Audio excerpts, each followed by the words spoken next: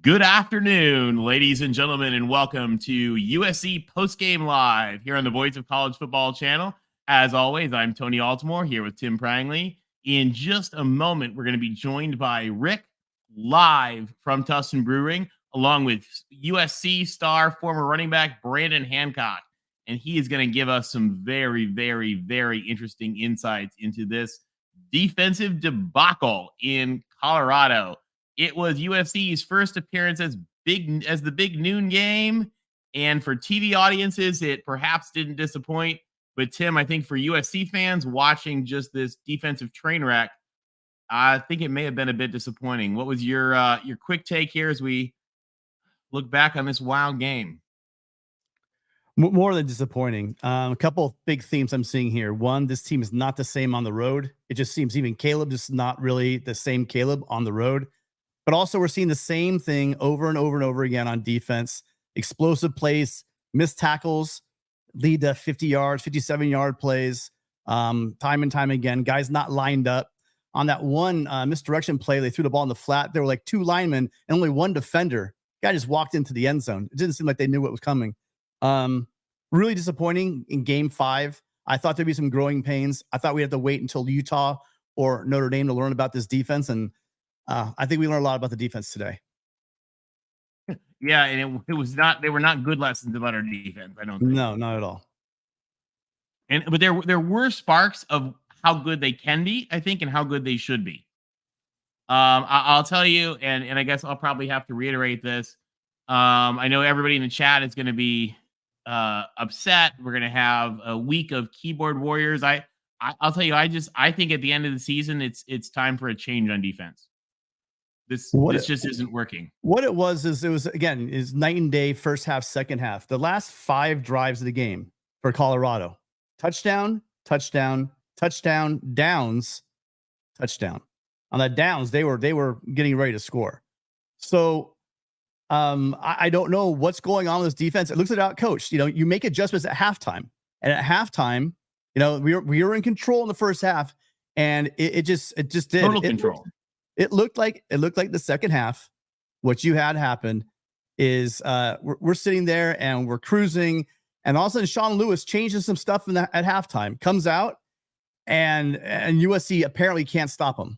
You got a freshman who hadn't had one catch in Miller, just absolutely lights up the defense. Just goes absolutely crazy.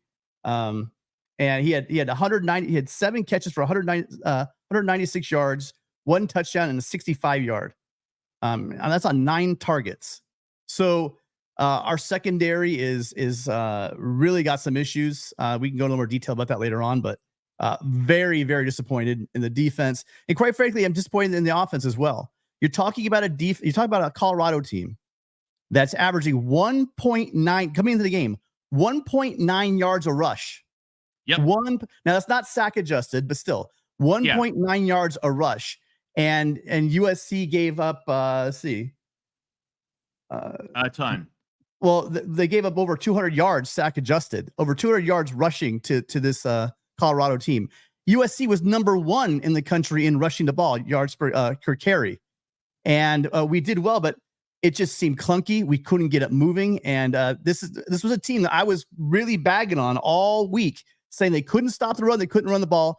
And they just put 200 yards up on this USC defense. And there's got to be in our run game. I thought our run game was especially weak too. I would say it was weak.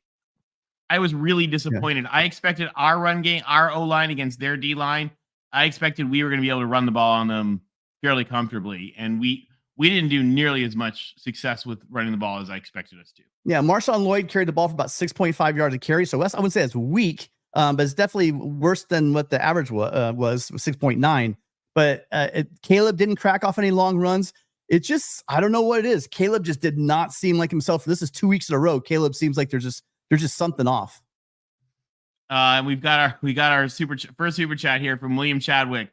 William has historically been neutral towards Grinch, but he says after today, he has a draconian view. Regardless of results, he thinks there also needs to be a change. I agree with you, William. I'm taking a look at what I just, given what we saw, this felt like a reenactment to me of the Cotton Bowl. You know, you had that same sort of sick feeling of just in the second half, we weren't stopping anybody. And if there'd have been 5 more minutes in that game, we might have lost. So I mean, again, and I don't think it's worth sitting here. I mean, we're here. Brandon's got some great insights on the defense.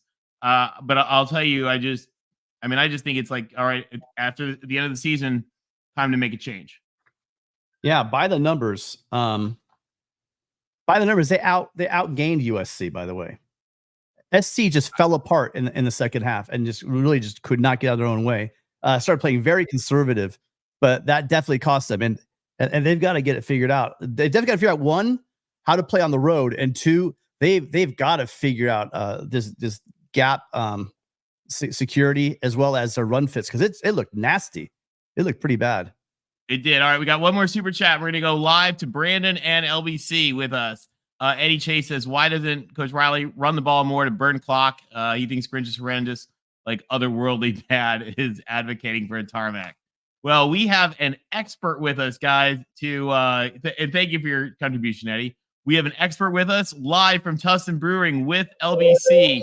We have USC's amazing running back, Brandon Hancock. Brandon, I'm Tony and Tim. Welcome to the show. Hey, guys. We survived, but what are your thoughts on the adventure? I'll tell you what, guys. Can you hear me okay, by the way? Yeah, perfect. Yes. Fantastic. Listen, it's a little unnerving on my end. Back in the era when I played football with USC, we always had dominating defenses, right? We had Sean Cody, Loba Tatupu, Brian Cushing, Keith Rivers, down the line. And I understand that offensively we can go toe-to-toe with anybody. Shootouts can be fun and exciting, but at the end of the day, when you get into the deeper level of competition, you got to be able to put teams away and bury them with physicality and make them hurt in the third and fourth quarter. I think without the run game and being able to just really just tear away at people's moral will and ability to compete with you, it's tough. This team has a lot of talent. We got great players all over the board. Scheme wise, obviously Lincoln is a magician offensively, but I just don't see the level of production on the defensive side of the ball. And for me, quite frankly, when you get into the latter part of the season, like last year with Utah, Tulane, it's embarrassing. We got to see more output on the defensive side of the football. Absolutely. And what did you think about the first half versus the second half? I mean, was it a matter of adjustments? I thought they looked a little winded. I couldn't get over the difference offensively and defensively in the first half and the second half of that game. Bottom line is this: it's a real testament to coaching ability. Again, I won't be the old grandfather who was walking uphill in the snow both ways all the time, but the first half of a game, it's like a boxing match, right? You understand what the tendencies are. You have your scripted plays. You feel out the nuances of the defense, how they respond to do certain things, and vice versa. But when you go into halftime, that's when coaching chops really materialize. You can see, what did we do to out scheme the opponent? And in my era, at least, we always were way stronger in the second half than we're in the first half. And forget conditioning and winded and all that stuff. I mean, granted, we're in Denver. I get altitude and stuff, but you got to come ready to play and to finish people off. And quite frankly, Dion, bless the guy. He reminds me a lot of Pete Carroll in certain ways with his electricity and his ability to recruit. That's all kind of pomp and circumstance and flashy stuff. But at the end of the day, you got to coalesce and bring people together to finish a job. And I'm not seeing USC finish the way you'd expect them to. When you're playing against another opponent, whether you're on the road or not, that you're better. You got to bury the sword. You got to put the nail in the coffin at some point. And that's one thing that I still think we have found ourselves wanting for. And we're going to be tested soon, on the road. We got Notre Dame. We got some big matchups coming up where you need to plant the flag and make a statement. It's good for confidence. Like, you can't really walk out of there feeling great when you're on your heels at the end of the game to save it. Absolutely. And I mean, looking at this defense, What are your concerns? I'll tell you right now, I'm terrified thinking about Notre Dame, Washington, Oregon, Utah. I mean, heck, if this defense can't stop Colorado, are we even going to be able to stop Arizona? It's frightening, quite frankly. You know, I know that they've tried to institute certain pieces here and there, but you know, the formula in the past, at least when I was around, you know, we had somebody in the front defensive line, like Cedric Ellis or a Sean Cody, and the linebacker core, whether it was, you know, a Clay Matthews or and you had a Troy Paul. You had someone at each position group that was a leader, and they brought something special to the table. I mean, I don't see a lot of standout performances by guys that are really taking the charge to institute that will, that fire. You know, I talked about this earlier tonight too, with Ed Ogeron, Ken Norton, the mentality of physicality. I know it's kind of been legislated out of the game these days, but you have to have that innate ability to just want to break people. And I don't think our defense has any of that right now. I don't care if our X's are better than your O's or whatever. You have to have people that are willing to set the tempo in the right way, to be feared and ferocious. And quite frankly, I am a little bit – I'm worried. I'm worried about what we're going to face soon enough, and time will tell. But there's some adjustments need to be made, and I hope that these guys can rally and get it together. Where do you think the team goes from here? I mean, do they kind of shake this off, or do we need to look at some serious things? We were just talking, and I'm looking at our coaching staff and thinking, you know, I really think at this point change may have to be made at the end of the year. But what do we do until then? Well, all you can do is this. What's the motto? Right? You fight on. So you can't change things now. You got to pick up the bayonet, keep on marching, and go. And until we'll see what happens. Like 11-2 with this type of program and a roster, it's not going to cut it. That was last year. You got to make the next step. You got to get into the dance. You got to make some waves. And I think with this, the level of talent, you have a two-time. I mean, Caleb is amazing. This guy should win the Heisman Trophy again. There's too many weapons to not excel and move beyond that. If that's the case, 100%. You got to find new answers to reconstruct the side of the ball. But quite frankly, for here and now, you got to figure out, watch the tape, figure out where you could be better, and try to apply yourself to be the best version of every player. All 11 guys on offense and defense need to figure out how they can dig deeper, work harder, and get it done, because there's going to be tougher challenges ahead. Brandon, let me ask you a question. Tim and Tony, they know this when we watched the Utah game last year. And that was we knew that was an electric game on the road. We had the biggest crowd there. We had the two fallen players, the helmets, and we got out to like a 21-7 lead. And I was critical after the game because Pete Carroll always said, when you go on the road, you pack your defense and your running game. And we got away from it. We never established the run. And we saw what happened. We lost by 1 point.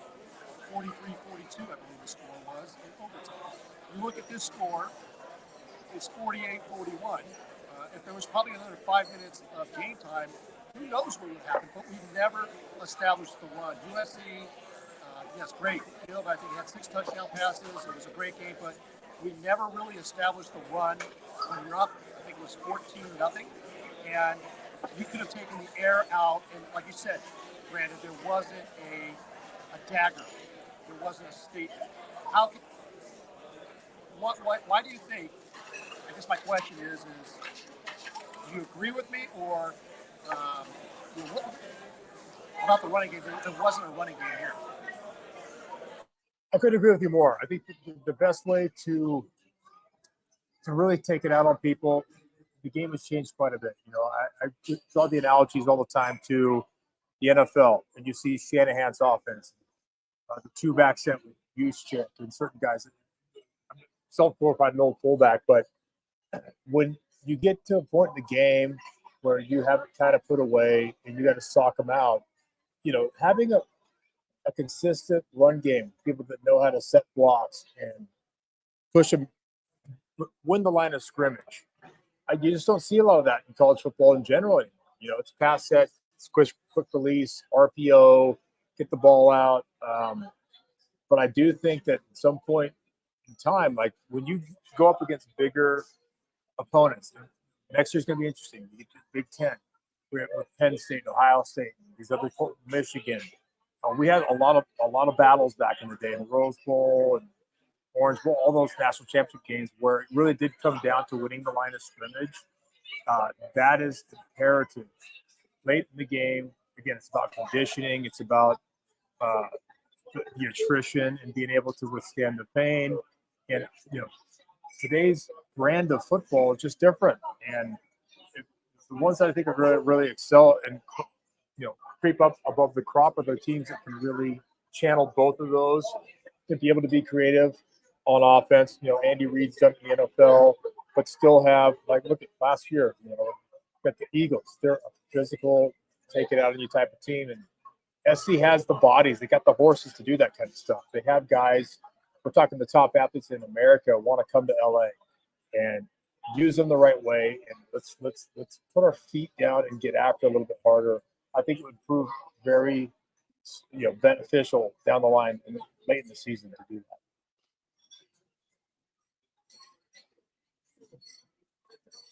that. And it's sorry, guys, bear with LBC. He's on his phone right now having some minor audio issues. We appreciate everybody's understanding. Can you hear me? Go ahead, Rick. No, I was on mute. Yeah, we can hear you now. Go ahead. Okay. Yeah, no, I was on mute because I want to make sure that we don't have the same issues we had on the last podcast. But Tony, maybe the viewers in the chat, how is the sound? Can you hear us? It's a little loud in the background, but we'll work through it. Okay. So go ahead with what you're going to ask. So, Brandon, actually, I just saw this on my phone. It said, and we lost the headlines here because the headline just came across in the Athletic. Shedeur Sanders rallies Colorado, scoring 20 points to nearly beat USC.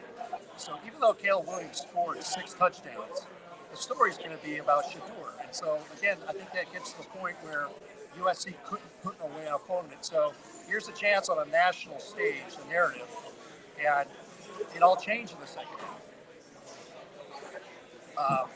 Are you concerned that USC couldn't run the ball against a team that couldn't stop the run? 100%. It goes back to what I was just kind of saying. You know, at the end of the day, recruiting is a big part of football.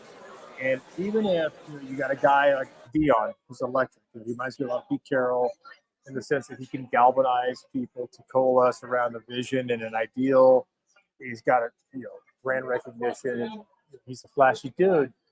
At the end of the day, when you are able to come close to knocking off a Titan like we're supposed to be, and you have that late kind of rally at the end of the day, that does inspire confidence. So that's a building block for the next year. You can tell people, hey man, we just needed one more corner like you or one more receiver. We would have got these guys. It'll go a long way. For USC, listen, you're supposed to beat lesser opponents and beat them convincingly. And we understand that there's all kinds of factors on the road or whatever. But again, the physicality of football, strong defense, making turnovers, and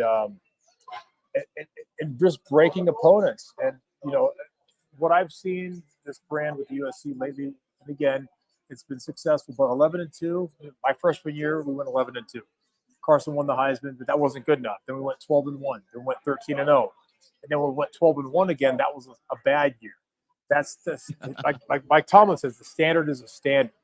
We expect a higher standard than just, making it to the Pac-12 championship and getting, routed. We want better than that. And I think to get there, we really need to focus on, bringing that back into the fold, to be dominant on both sides of the ball. And finesse is great, but you got to get those heavy hitters back in there to really rock the cage a little bit. Yeah, I felt this. Oh, go ahead. Sorry. Did I interrupt somebody? I felt the same way, and I'll tell you, this had so many shades of the Cotton Bowl last year as well. That when we looked at it, like it just we felt that collapse happening, and I think like you said, you get those heavy hitters, they don't collapse in the fourth quarter, they rally in the fourth quarter, and they surge to get it done when you have to. I mean, I thought about our games against Arizona State, our comeback against Arizona State when you guys were playing. We were always able to come back. And I fear with this team a little bit, like right now, instead of knowing, just the confidence that we're going to come back, we're having, fears of not being able to hold on, even after we've just run off with the game. Yeah, it's a different dynamic, I got to tell you, we called spoiled back in the day. We had so many All-Americans, and we had the best O-line. We had the best receivers. We had the best linebackers, and it was fairly easy. That's one of the things that Pete Carroll did a great job of.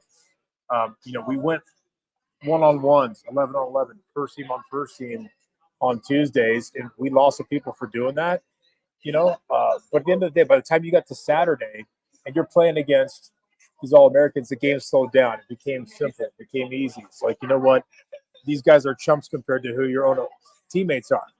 And, I don't go to practice often, but last time I went up there, one-on-one drills used to be ferocious. I mean, it was not Oklahoma's old school stuff, but, if you're going to fit up, and I was a big fullback, right? So I was like a single back pass protector. You'd have to be able to lock up guys full speed and smash and do that stuff. And now, you see that translate into the game with offensive linemen, with the way that they get off and, their approach. Like there's the efficiency of blocking and tackling seems to that's the core of football. You block, you tackle, the guys do their thing. I don't see the same level of intensity and execution that I used to see. And maybe it's a culture thing, where you coach it in, but I'm telling you what, when you get down into the thick and skinny of it all, the teams that can block and tackle and execute a game plan are the ones that are going to win.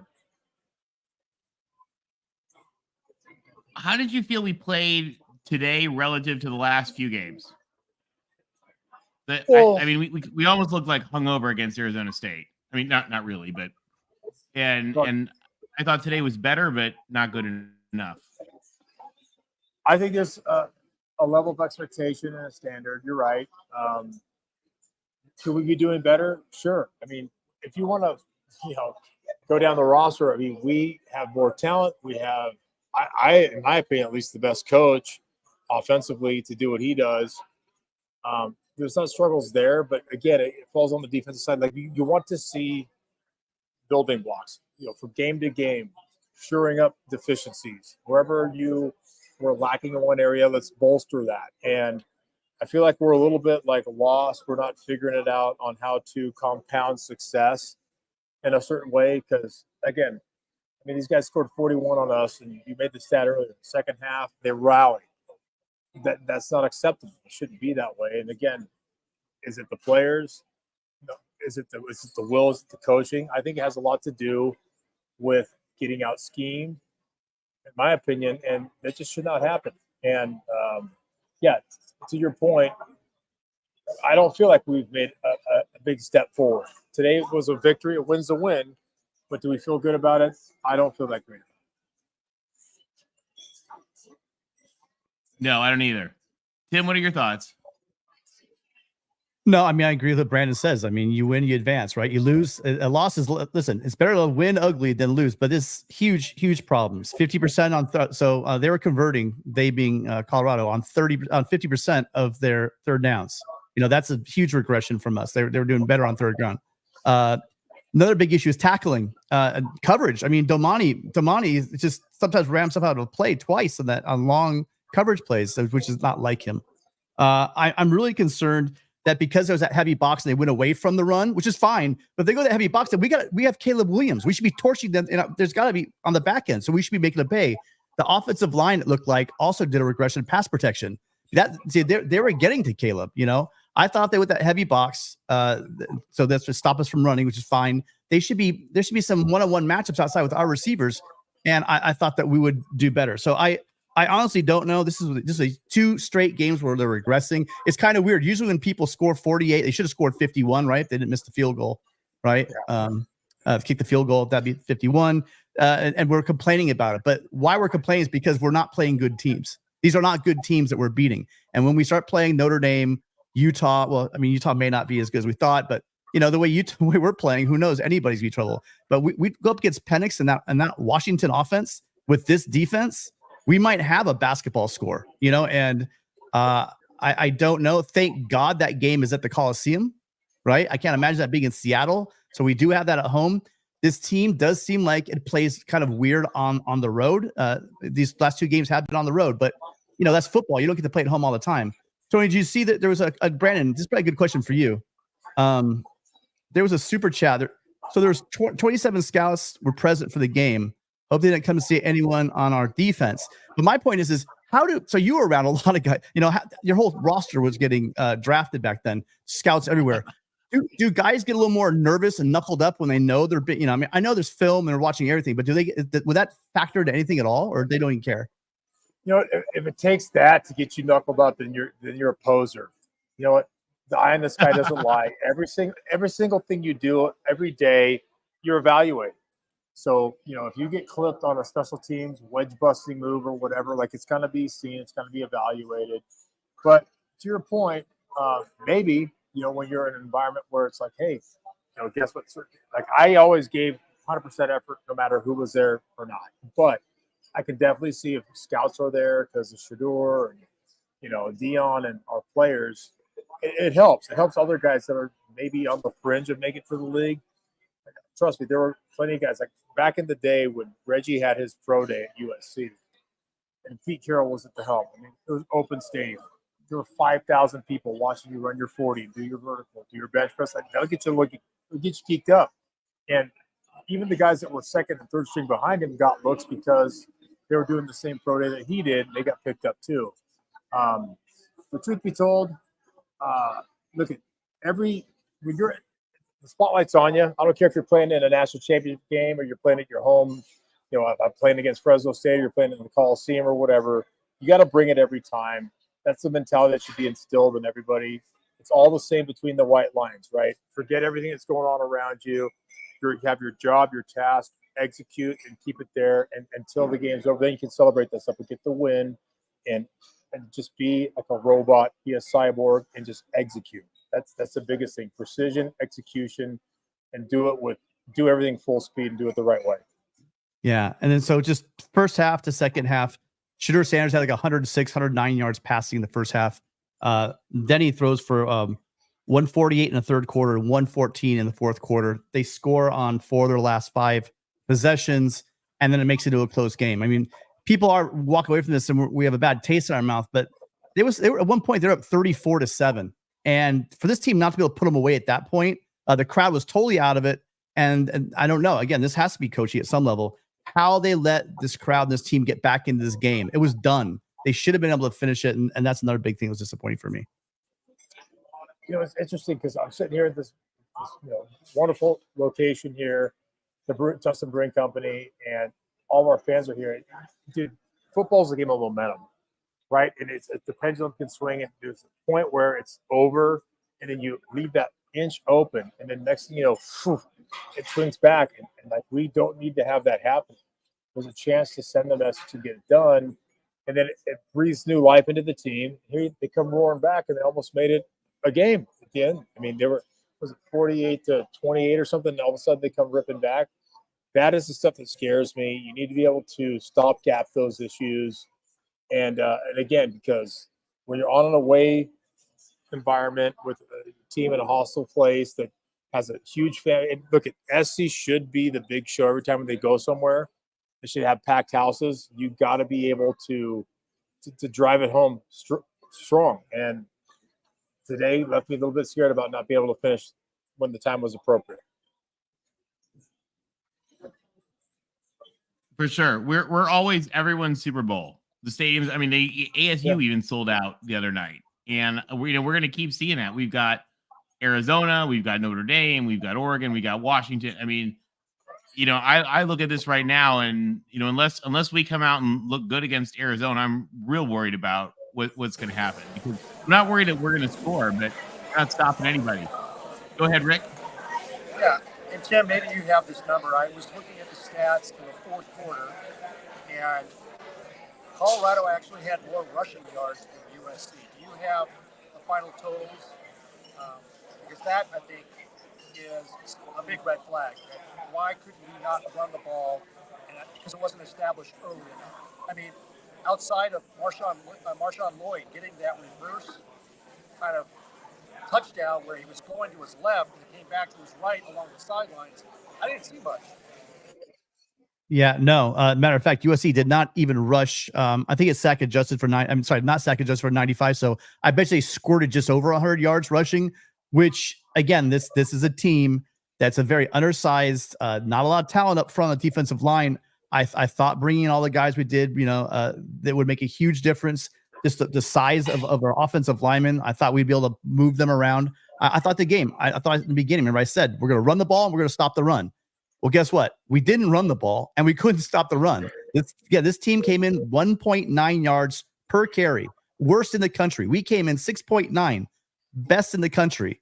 And they outrushed us almost 2-1 because they had over 206 yards rushing. Yeah, there was no stopping the rush. And again, and I know that you take a look at Marshawn and his numbers look good, but I mean a couple of those were big plays. When we needed the rush, I felt we weren't getting it. I figured we would be able to get the rushes we needed, and get those solid five, because we watched everybody tear up Colorado. We watched Colorado State tear up Colorado. We watched a bad TCU team and a terrible Nebraska team, get yards on Colorado. And I don't know if it was the line. I don't know exactly what it is. We'll have to watch the game film and try to get a better feel on it. But I didn't think we were getting it done on the ground at all. And I think that came back to haunt us. The rewatch might be interesting, but it did look, I wasn't looking at formations, but it did look like they had 8-9 guys in a box quite often. So I mean, they were selling out stop the run, but then why couldn't we throw then?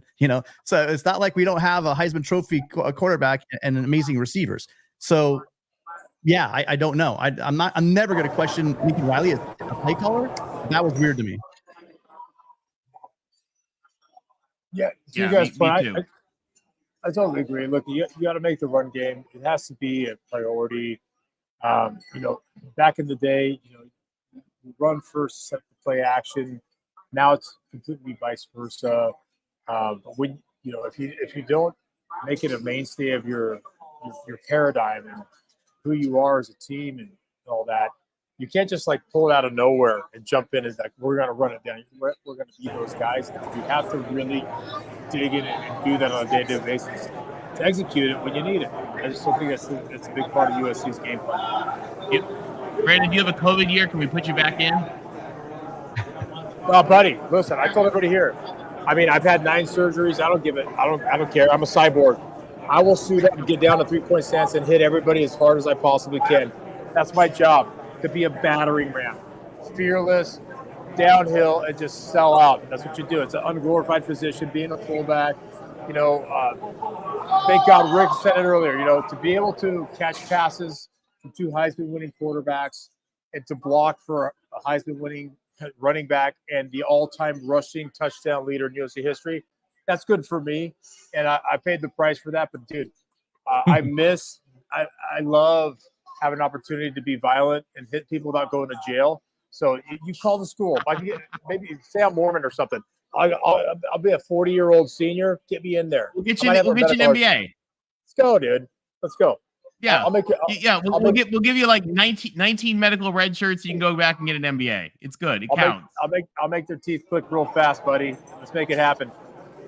Put some hair at your chest. Tony, I think I fixed my audio thanks to Gixxer Squid. Can you hear me better now? A little bit. Okay. Well, I want to thank Brandon Hancock for joining us here at Tustin Brewing. He had this crowd whooped up, and let me tell you, we thought we were coming here because they opened up in the second half for a victory party, and it quickly changed. But Brandon was telling some great stories. He was similar to what he's talking about right now. This is the expectation at USC, and they didn't fulfill it in the second half. But if you haven't come down, we've got 3 more games this year, and if it's anything like the first 2 with John Walker, a former teammate and 2-time national champion like Brandon Hancock, you're missing out, SoCal fans. This is where you want to be. Brandon, really appreciate you coming down. I don't know, Tony, is there anybody online that you could like to ask Brandon a question? But he's been very generous with his time, and we're going to go ahead and wrap up here. We do appreciate it, Brandon. Yeah, anybody in the chat, if you got questions for USC star running back Brandon Hancock, fire him in. Brandon, this was an honor to have you. Thank you for your input, your insights. We really appreciate having you here as part of the post-game show. Man, it's just great to be And here. by the way, here's my favorite. I think we got a great comment here. Brandon Hancock looks like he could still kill some guys. Okay, can I take a picture of that real quick? That doesn't make me happy. Absolutely. That's what I'm talking about. Buddy, and listen, it's always a pleasure and an honor to just be around the Trojan family, right? They always tell you when they sell out, the whole deal. It's not a 4-year commitment, it's a forever commitment. And we can all look back at the good times. We're all in this together. We all want to see success. We're all going to fight on to victory. And championships are what we measure ourselves against. So you got to keep positive, and this input is fantastic. But anytime I can make any kind of, light of a situation and help educate, that's what I want to do. And thank you to Rick. This place, if you guys haven't been down here in Tustin, it's amazing. Wish I could turn the camera around. They got Fight On Pale Ale. Dude, it's the best. Everybody's having a good time. So get down to get some good food, hang out, and I'll come see you personally. Before you leave us real quick, Sean Bryant wants to know what you're up to these days. Your fans are out there. All right, well, listen, my go-to line is I'm a stunt double for adult films. I just do the close-up shots. But it's not that long, but it sure is skinny. Tell your friends. No, but truth be told, actually, I run global sales for a company called Solvo. We do remote staffing solutions. It's not your typical Philippines, India stuff. We do CPAs. We do paralegals, anything that you need, because California labor laws are trash. It's expensive to run a business around here. We basically provide talent from Central and South America. So I'm in Colombia a lot. I'm in Argentina.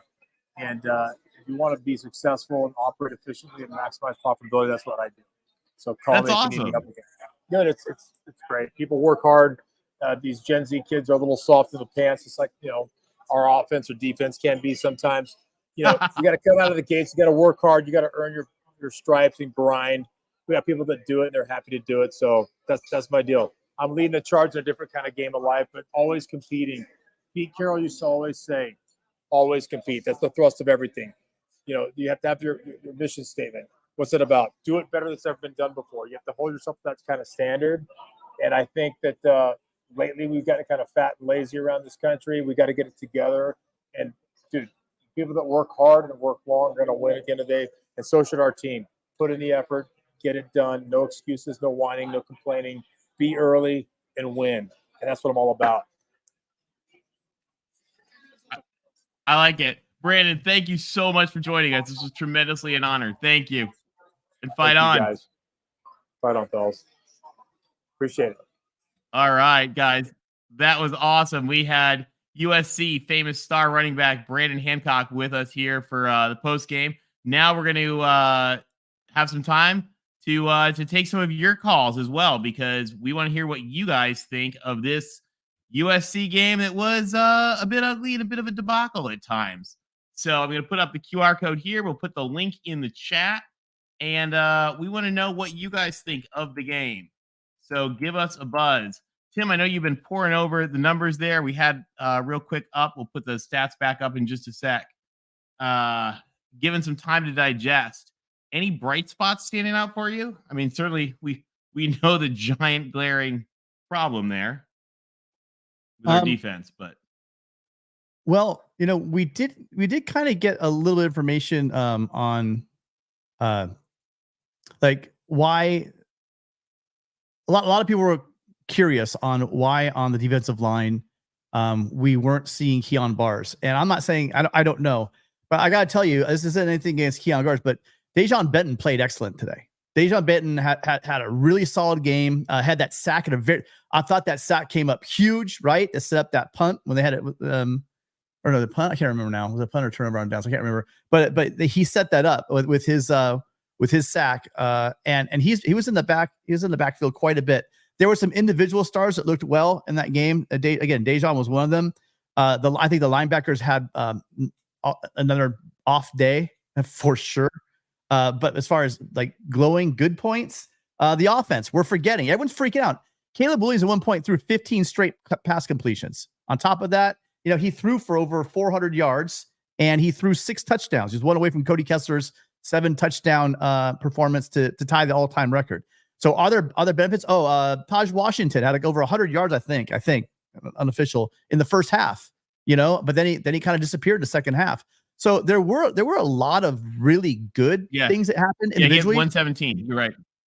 But most of that was in the first half, Tony. And he had 2 or 3 more catches in the second half, but they were really just little short pickups. Overall, it was really a lot of disappointment.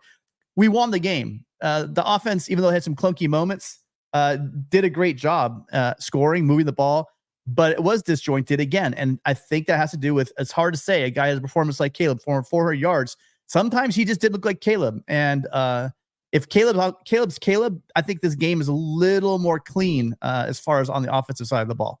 So, but the defense, I'm completely downgrading. I thought this season we had finally made the adjustment, brought the guys in there that we needed that would be enough so that the defense wouldn't lose game for us. I didn't think this defense was going to be anything special and win games for us. Maybe on the odd game have a good game, but they didn't.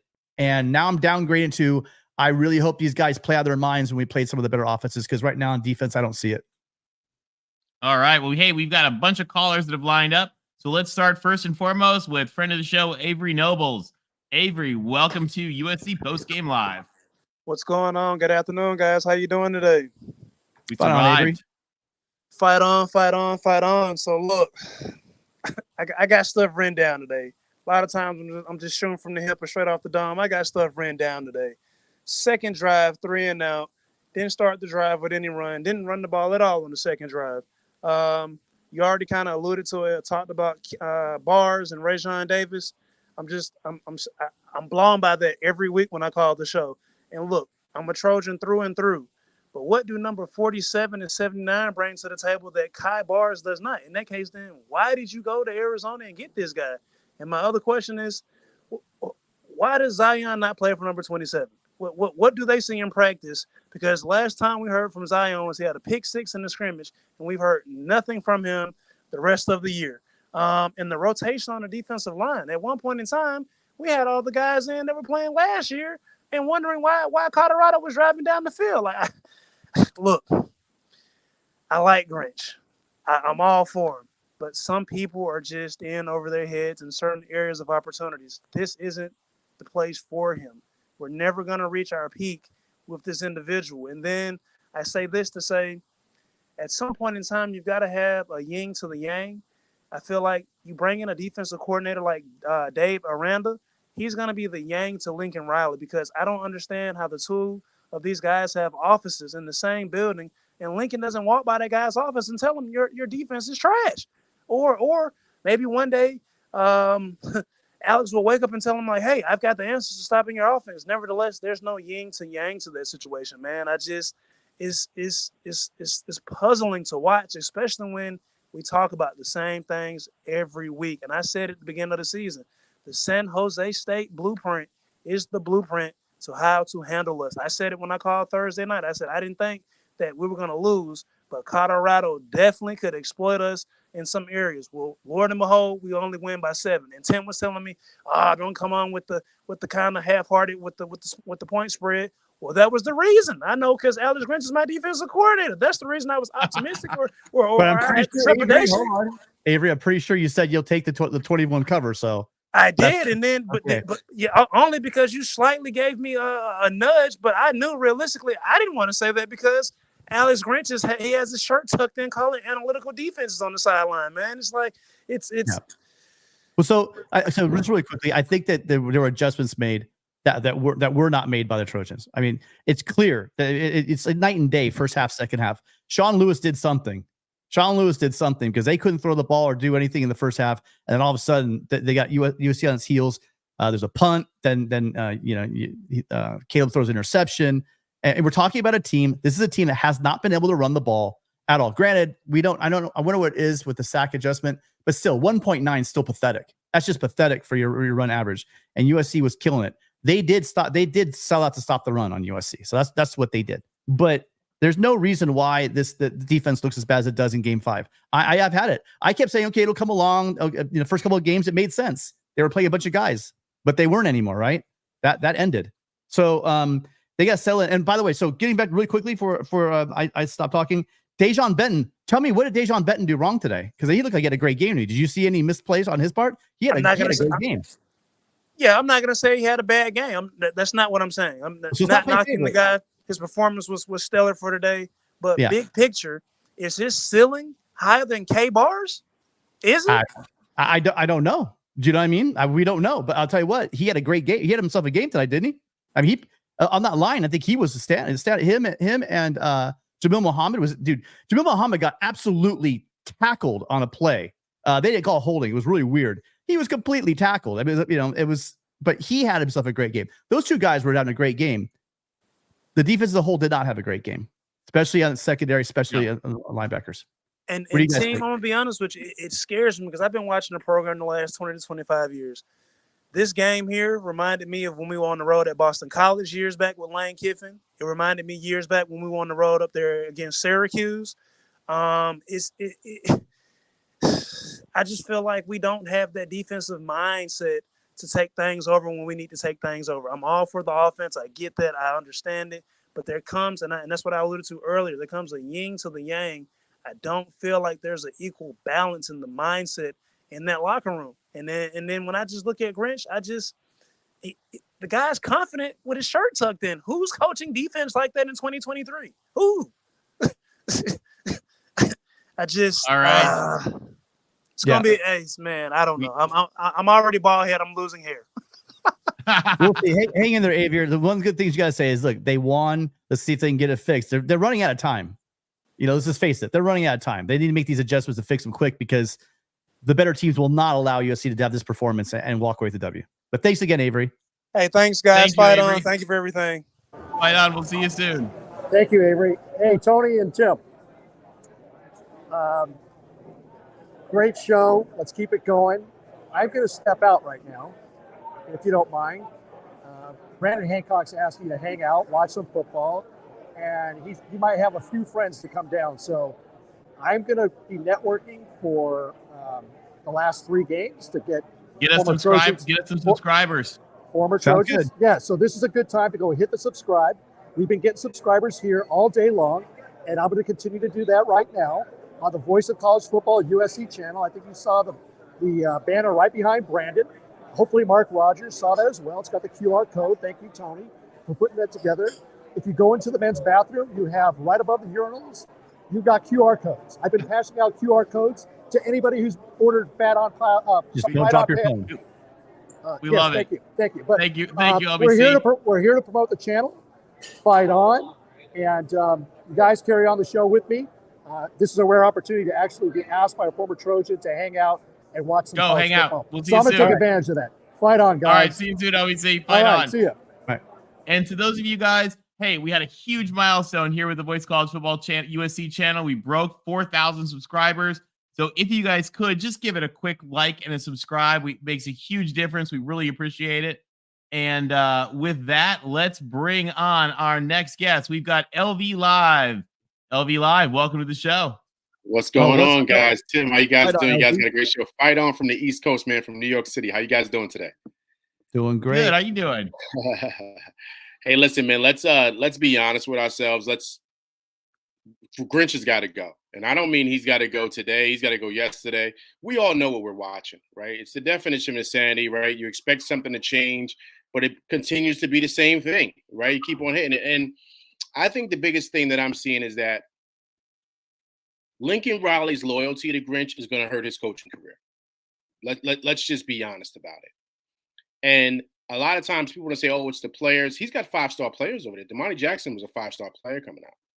Sierra Wright was a 4-star player coming right. Bear Alexander's a 5-star player, right? The list goes on and on. Rajon Davis is a 5-star. Tackett Curtis is a 5-star. So now you got to say to yourself, okay, you got the players. This is the same thing that was happening in Oklahoma. And it's frustrating because, it's kind of like when someone tells you, okay, no, this is not what you see. And they think that a lot of us are just flyby fans, right? A lot of guys played like myself. A lot of guys coached like myself. So you know what you're watching. You know what you're seeing. You're saying to yourself, why aren't certain guys playing? Why aren't these rotations happening? Why are you playing 10 yards deep when all you know they're going to do short passes, right? Why are you doing those things? Why do you have Kalen Bullock, like you should have him playing the safety for the deep route? Like certain things, that's all coaching, right? So, it's so easy to blame the players, but they're being taught a certain way. And then to see Lincoln Riley have to look down the sideline at his friend that's dropping the ball on him, it's frustrating because, listen, Caleb looked amazing today. The offense was doing what they wanted when they wanted. There was no ifs, ands, or buts about that. We were driving the ball back and forth. He made that silly play throwing it deep, which I think was a bad decision. But he was rolling as far as offensively that he has 6 touchdowns. I mean, it was too easy, right, at all. Now, yes, I felt at certain times, they have to get better with the running game. Yeah, there's certain things, of course. The offense is not going to be perfect, but it's as perfect as perfect can be when I watch them play, right? But to see the same things defensively, it's frustrating. It's extremely frustrating. And I mean, we have to finish the season out. Of course, we mentioned stuff like that. But lose or draw, a change has to be made at the end of the season. I think USC has the manpower and the players to go all the way. What's hurting them is those schemes and the decisions that are made or whatever's happened. Everyone was frustrated. I was frustrated too. I didn't see Rajon playing last week. I didn't see Bars playing this last week. Everyone so once again, people are saying things as if we're not watching the game. We can see like, okay, certain things aren't happening here. Why is this happening? Why does the defense look like this? So now, when you ask those questions, the coaches get defensive as if we don't have a right to ask those questions because we're seeing the same thing that everyone else is seeing. We understand how talented these players are because we've seen them play. So you just ask these questions to yourself and say, okay, so now after you start checking off the boxes, right? Okay, it's not this, it's not that. The last thing left is him. At the bottom of that list, the last thing left is Roach. Yeah, I know. I agree, LV. I'm at the point. I just look at it and I figure it's time for a change. I mean, there's a lot of reasons we can talk about ski, but if this keeps up, I mean, hypothetically, we could look great next week and we could storm around and maybe they're going to make the changes. But if this keeps up, I look at it. I'm like, it's not worth the constant keyboard warrioring because it's time for a change. Right, because once again, right, people try to say to players, you can't cut all the players. And it's not like we don't, right? It's not like we don't have great players. We do. These guys are 5-stars, man. So you got the guy. Now you got the horses. Once again, that was the complaint last season. He doesn't have the horses. Lincoln Riley short. Let's give him another chance. Okay, no problem. You're right. Let's try that. Well, what we saw last week was eye raise. It was like, okay, wait a minute. Okay, we got the players now. I'm a little worried. What we saw today was atrocious. Like this was really, really bad. And the offense was rolling. It wasn't because what happens too, right? Tim and Tony, right? It forces Lincoln Riley's hand because he may not want to call as aggressive as an offensive play scheme. He might want to run the ball to drown the clock, but he can't because now he's worried because if he doesn't score, his buddy's going to give up a touchdown. So now he's right. So people don't realize that's how it happens when you're on the sideline, when you're coaching. So I see the frustration that Lincoln Riley's possibly going through, right? Because he wants to probably make a call, but he's like, man, listen, I don't know, man, because if we don't score here and they come down and score, so you're protecting your friend. So now you got to I think he's going to have to make a decision between coaching and friendship. He's going to have to because guys, this is the same thing we saw at Oklahoma. I mean, so now it's like to me, what else is the excuse that we have? I hear you. Well, hey, thank you, LV. We appreciate it. I agree. I think you're spot on. Great call and phenomenal points. Yeah, LV guys, as always. Amazing show as always. Tim, Tony, you guys do a fabulous job. Fight on from the East Coast, man. I'll be watching you guys. Right on, LV. Take care and go Mets. See you soon. Yeah, you know what? I mean, honestly, so the first 1, 2, 3, 4, 5, 6, 7, 8, 9, 10, 11, 12. So the first 11 drives for USC. Touchdown, punt, touchdown, touchdown, punt, touchdown, touchdown, punt, touchdown, touchdown. I mean, the offense is doing their job, right? The offense is doing their job. I'll tell you this. Here's the second half for the Trojans. So the punt, they had them punt twice. Then the rest of the game, touchdown, touchdown, touchdown. They stopped them on downs, touchdown. So I mean, it completely just disintegrated. Same problems we had before: explosive plays, missed tackles, and quite frankly, on a couple plays, on a couple plays, it just looked like they were out of position, like completely. Yeah, it was the Cotton Bowl all over again. Well, the Cotton Bowl, it just seemed like guys got burned on that long play. You know, on the long plays. It was on that game. It was totally different. It looked like the players weren't, they just weren't up to the task. This team shows the talent on this team shows it, but then all of a sudden the tackling just goes away and they're not wrapping up and we're having the same issues we had before. It was weird because you saw a lot of guys. Yeah. Oh, go ahead. I was gonna say we got Brian coming on in just a sec, but go ahead. Oh, yeah, Brian. Yeah, we're right with you, Brian. And the issue is that when you do have problems tackling and you can't get off the field, then you get tired at altitude and it's just spiraled. So that looked really bad. And obviously we better get tied up before we start playing the better teams. All right. Hey, we got Brian joining us. Brian, welcome to the show. Hey guys, big fans, big fans. Can you hear Brian? me? Yeah, loud and clear. Oh man, yeah, I'm so grateful you guys added this call-in feature. You've been talking about it for a couple weeks now, and it's spot on. I left a couple messages in the chat, basically just asking when is the family going to get tired of the Grinch who stole championships? It's getting old. We got enough data points. Not just with SC. We got them over at Oklahoma. We also have them at Ohio State. Hell, we can even go back to Washington State. Grinch is a joke. He's a joke. We can debate on scheme, but big plays don't happen if you're not in position. And if you're constantly out of position and you don't hold your gaps, you're going to get beat every time. And every time, I don't know if you guys are seeing it, but every single time we get away from our 4 rush and we start running 5 and 6, our safeties drop down and holes open up and it's the floodgates. It's just embarrassing. Yeah, they showed that on Telestrator. So there's no one behind. You have guys running wide open. Here's the one I didn't like. How about Shedeur Sanders from like the 26-yard line? Just jogs right down the middle of the field for 26 yards. Nobody close to making a tackle. That's only happening because we're in man coverage and nobody's got their eye on the quarterback. Yeah, how does that happen? That was really poor. So I don't know. Here's what I will say though, Brian. Here's what I will say though.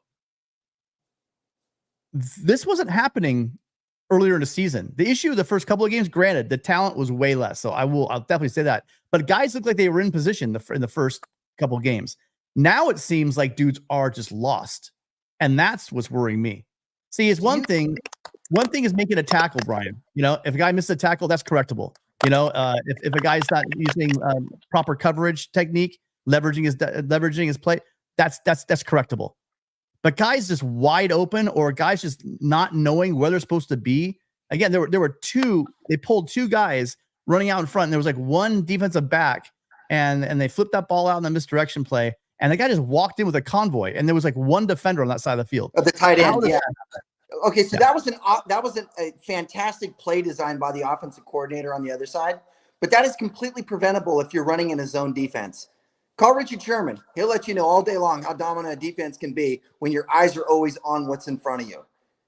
2 high safeties, Coach Lake. I know he had his embarrassing, off the field stuff that happened over at Washington, but that doesn't happen with him in his defenses. That certainly never happened with Jim Leonard. This is aggression. You can't teach aggression, but that's all it is. That's what Grinch is pushing is aggression. It's the big play. It's the flash in the pan. And it bites us every time. It appears to be that aggression's leading to over pursuit. It's looking to there's lack of discipline and plays are breaking down. And that's what the major issue is. There's literally guys that are just not in a position to make plays in this last game. But again, they looked fine in the first half. There were a couple broken plays in the first half, but other than that, in the first half, they looked great. That just says to me, okay, what did Sean Lewis do at halftime that absolutely explodes our defense? We could try to say that the altitude, second half ball got tired, blah, blah, etc. But this team should be deep enough. That was one thing we've been priding ourselves on, the fact this team got a lot deeper. So yeah, Brian, I totally hear it. If you plug away at what you know is deficient long enough, it's going to be exposed. And USC is running exposed. The talent that the last caller was talking about, it's there. It's there. It's the reason why we were holding up as long as we could. Yeah. But at some point, you can only take so many drips on wet tissue paper, and that defense is softer than medicated cotton because of scheme and their coaching. We have the players. We absolutely have the players. That's why I was so positive about this defense. Is we do have the players. Oh, they're studs. They're studs. Yeah. You know, and honestly, like I'm a season ticket holder, right? And I'm in the stands, and I'm having conversations with other families and whatnot, and I see these guys coming by. Long Beach Poly, you know, they're in their uniforms, and I'm like, where are you going next? And what position do you play? First thing I ask. As soon as I find out they're a defensive player, I ask them where they're going. The answer is always the same. Not here. And I don't blame them. If I'm a wide receiver, I want to come to USC. I want to be showcased. I want my skill. You know, if I'm offensive lineman, I want to come to SC. Hanson's a hell of a coach. But if I'm a defensive player, in order to be on the field, I have to blindly follow bad instruction. Now, see, now here's what you and I push back. I think our position coaches, I think Sean Nua is damn good coach, period. If they don't want to play for Sean Nua, go somewhere else. Go up to Oregon. Go do you want. Go play for LaPoy. Yeah, there you go. That's a great call. And then the other one is as far as I think Dante Williams is also a great coach. I mean, he is. He just is a good coach. I'm trying to figure out what's going on the outside though, because it just seems like guys are making plays. So give credit where credit's due though. That kid came out of nowhere. God, I forgot his name already, but Miller, I think his name was. Name's not even on the radar, but that is a freshman, 6'2" freshman that actually balled out today. He was making great catches. Fast. Oh yeah. You know, so you got it. And Shedeur Sanders is not chopped liver. So that's another thing we got to talk about. Some of the teams we're going to play will not have quarterbacks like that. Washington will. Yeah. Oregon will. Notre Dame will. Oregon might. I don't think Nix is that good. Sorry. I'll be the one to say it. I don't put Nix in the category of guys I just named. It's there. I just don't. But I'll put him over Shedeur after last week, but go ahead. The college football world's all reactionary, right? Because we're all homers. We're all insane. But, you know, it was refreshing to hear the last caller get honest because, you know, I was thinking about starting my own podcast and calling it Get Real because this is enough. You know, when you got enough evidence to show that what the problem is, dude, it's time. It's time. Yeah. It tastes like what it is. Well, swallow it or spit it out, but we can't just Brian, hold it in our mouth pretending it's not what it is. All right, Brian, it's week 5. Okay. It's week 5. They're 4-0. They're 5-0. They need to fix some stuff. If they don't, it's gonna be a short ride. I get you. And the decision won't be made on tarmac. The decision is gonna be made this year.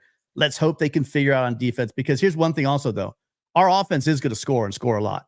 Oh, absolutely. So that offense will be able to mitigate some of the things we're lacking on offense. And Tony, the point about Shedeur Sanders, that dude was shell shocked. You know, Bo Nix is like 53 years old, and he's been playing for like quarterback for 12 years. True. So I mean, he's older than half the NFL. I think he's going to have some poise. You got to compare apples to apples and oranges to oranges. This game was not played in the Coliseum. It was in Boulder. You know, and when they were playing in Autzon's the zoo, man. You ever been to Autzon? Man, that place is gnarly. It's a zoo. That's a rough place to play. That's where good teams go to die. Yeah, well, there's also a place called South Bend, which is actually very loud as well. Oh, you know? Yeah. And we're not playing in Seattle, so that would be another loud place. USC and this team. So here's about the noise in the zoo. USC went toe to toe with Utah, and you know at Rice Eccles. USC went up to Reeser and played in those crowds. So it's not like USC hasn't played like in places that are hostile. I don't think it's the issue that they're going to go into Autzen and crumble. I don't. However, honestly, I truly believe that we can go 1-0 every week and still make our way to the national championship and have a chance to win. Because with Caleb in this offense and this play calling on offense, we got more than a puncher's chance every week. But I personally am getting tired of hearing we got stuff to work on the defensive side of the ball when obviously it's not being addressed. Brian, right. I'm with you. But here's what I'm going to say to you. It's week 5. They're not firing Grinch. Okay. So they do have things to work on. Right. This team does not need to have an elite offense, an elite defense in order to win games. They just need a defense that's not going to allow a team, the quality of Colorado, to put up 564 yards. Okay. That should be a no-go. Yeah, you can't give up 200 yards rushing to a team that has walk-on offensive linemen. Yeah, that's just not acceptable. Well, and just, I mean, the other thing, guys, just to make sure we're clear, they're not going to fire the defensive coordinator mid-season. No, they're not. Of course not. You know, so we're talking about a January action. Yeah, I feel like everyone's in the chat like type tarmac, but like we're talking about a January decision because they're not going to make a change in the middle. No, that would be a gross mismanagement and really dumb thing to do. You know, we're still made fun of, by the way. USC fans still like to talk about the tarmac. We're still a butt of a joke with that tarmac thing. And just to be clear, as ESPN made a great point today, it was not actually in the tarmac. It was in the FBO office. I don't know, was it probably the signature terminal or whatever? So it was technically in the little side office of the charter company. And the decision might be made. Hold on a second, Brian. The decision might be made before January, but it'll be announced in January. And here's the decision. If this defense costs this team with a championship offense, a championship, or at least the playoffs, I don't know. I don't have inside information, but I would say it's a 99.9% chance that we will not retain Grinch. So here's what it is. Either we make the playoffs or Grinch is gone. That's just the way it is. And he's the defensive coach. So if you're a Trojan, hope he figures it out. I get it. Some of you guys, we knew from day one. Great. Good job. Here's your cookie, all you guys. That's great. but here's the thing. I want USC to win. I'd rather be wrong and have USC win than be right back in January. We should have fired him then. Great. You know, that's great news for everyone. Nobody wants the booby prize. I'm with you big time, Tim, on that one. I want to win too. All right, Brian, thank you for calling. And I think I just got a text, and I think we're going to be doing a call-in show tomorrow. I can't get the phone line to work, but we're going to open up the phone lines for people tomorrow because I'm sure there'll be a lot of people that want to talk. All right, Tim, expect to hear from me, guys. Take care. Love your show, and big fan over here. Thanks, Later. Brian. We'll talk to you in a sec. Right, and bye. Tim, I think you already have people waiting. We got right now, as Troy points out, bright side for Tim is your call-in show this week is going to have unlimited calls. Without a doubt. So be ready to be popular. Hey, we got Tracy coming in just a sec. We got a couple super chats that have sort of backed up. I want to hit. Ryan Broom says, lost in the sauce. New ranking needs out of the top 10. He thinks our DBs looked horrible. They didn't block well at all. Defensive line is our strength, but they need help. He agrees we need new coaches on defense. Ryan, I agree with you. And Ryan, thank you for your super chat and thank you for helping support the channel. It makes a huge difference, everybody. Really, really helps Mark and it helps the whole community. Eddie says, how can Riley not care about defense? He knew Grinch needed to go. I mean, I don't know if he knew that. I think they were trying to make this work and stuck with him. What will it take to get him fired? 2 losses? I guess we'll see, Eddie. It's a real good question, but I think like Tim put it really well. As Tim said, if we can't get to the playoffs and it's because of our poor defense, then changes have to be made. DML agrees. He says problems is not our DL and linebackers, it's our secondary scheme development and coaches. Grinch keeps our DBs on islands and never adjusts his scheme. Yeah, there were definitely a lot of scheme issues here. All right, hey, we got Tracy with us. Tracy, welcome to the show. How's it going, man? Good. Well, thanks. Good. How are you doing? I'm all right, man. I'm calling from Texas, originally from California. I've been an SC fan my whole life, growing up, during the Pete Carroll era. So I just want to keep this short and sweet, man. Kind of want to piggyback on what everybody else has been saying. We need to get rid of Grinch. You guys said that whole tarmac thing, and it was a black eye on us as a program, but enough is enough, dude. This 3-3-5 scheme is just the worst thing to ever even been invented. We're never going to win with that scheme. Simple as that. We need to switch our base defense to a 4-3, maybe even a 4-4 if necessary. Like, enough is enough. That's all I really got to say, man. Appreciate y'all on your channel. Let me come on here and speak my piece. Now, Tracy, hang on one second, though. I got a question for you, though, because you bring up some really good points, especially about the 3-3-5. Here's my question for you, though. Okay. My defensive grid has always been, hey, I don't know how good this guy can be. I don't know, what the story is. I'm not impressed by anything he's really done in the past. I mean, that's been my constant thing. But I'm saying, here is my thing. He was hired by Leach. He was hired by Meyer. He was hired by Lincoln. And Bart has this in here saying that Lincoln Riley playing favorites, not playing better players.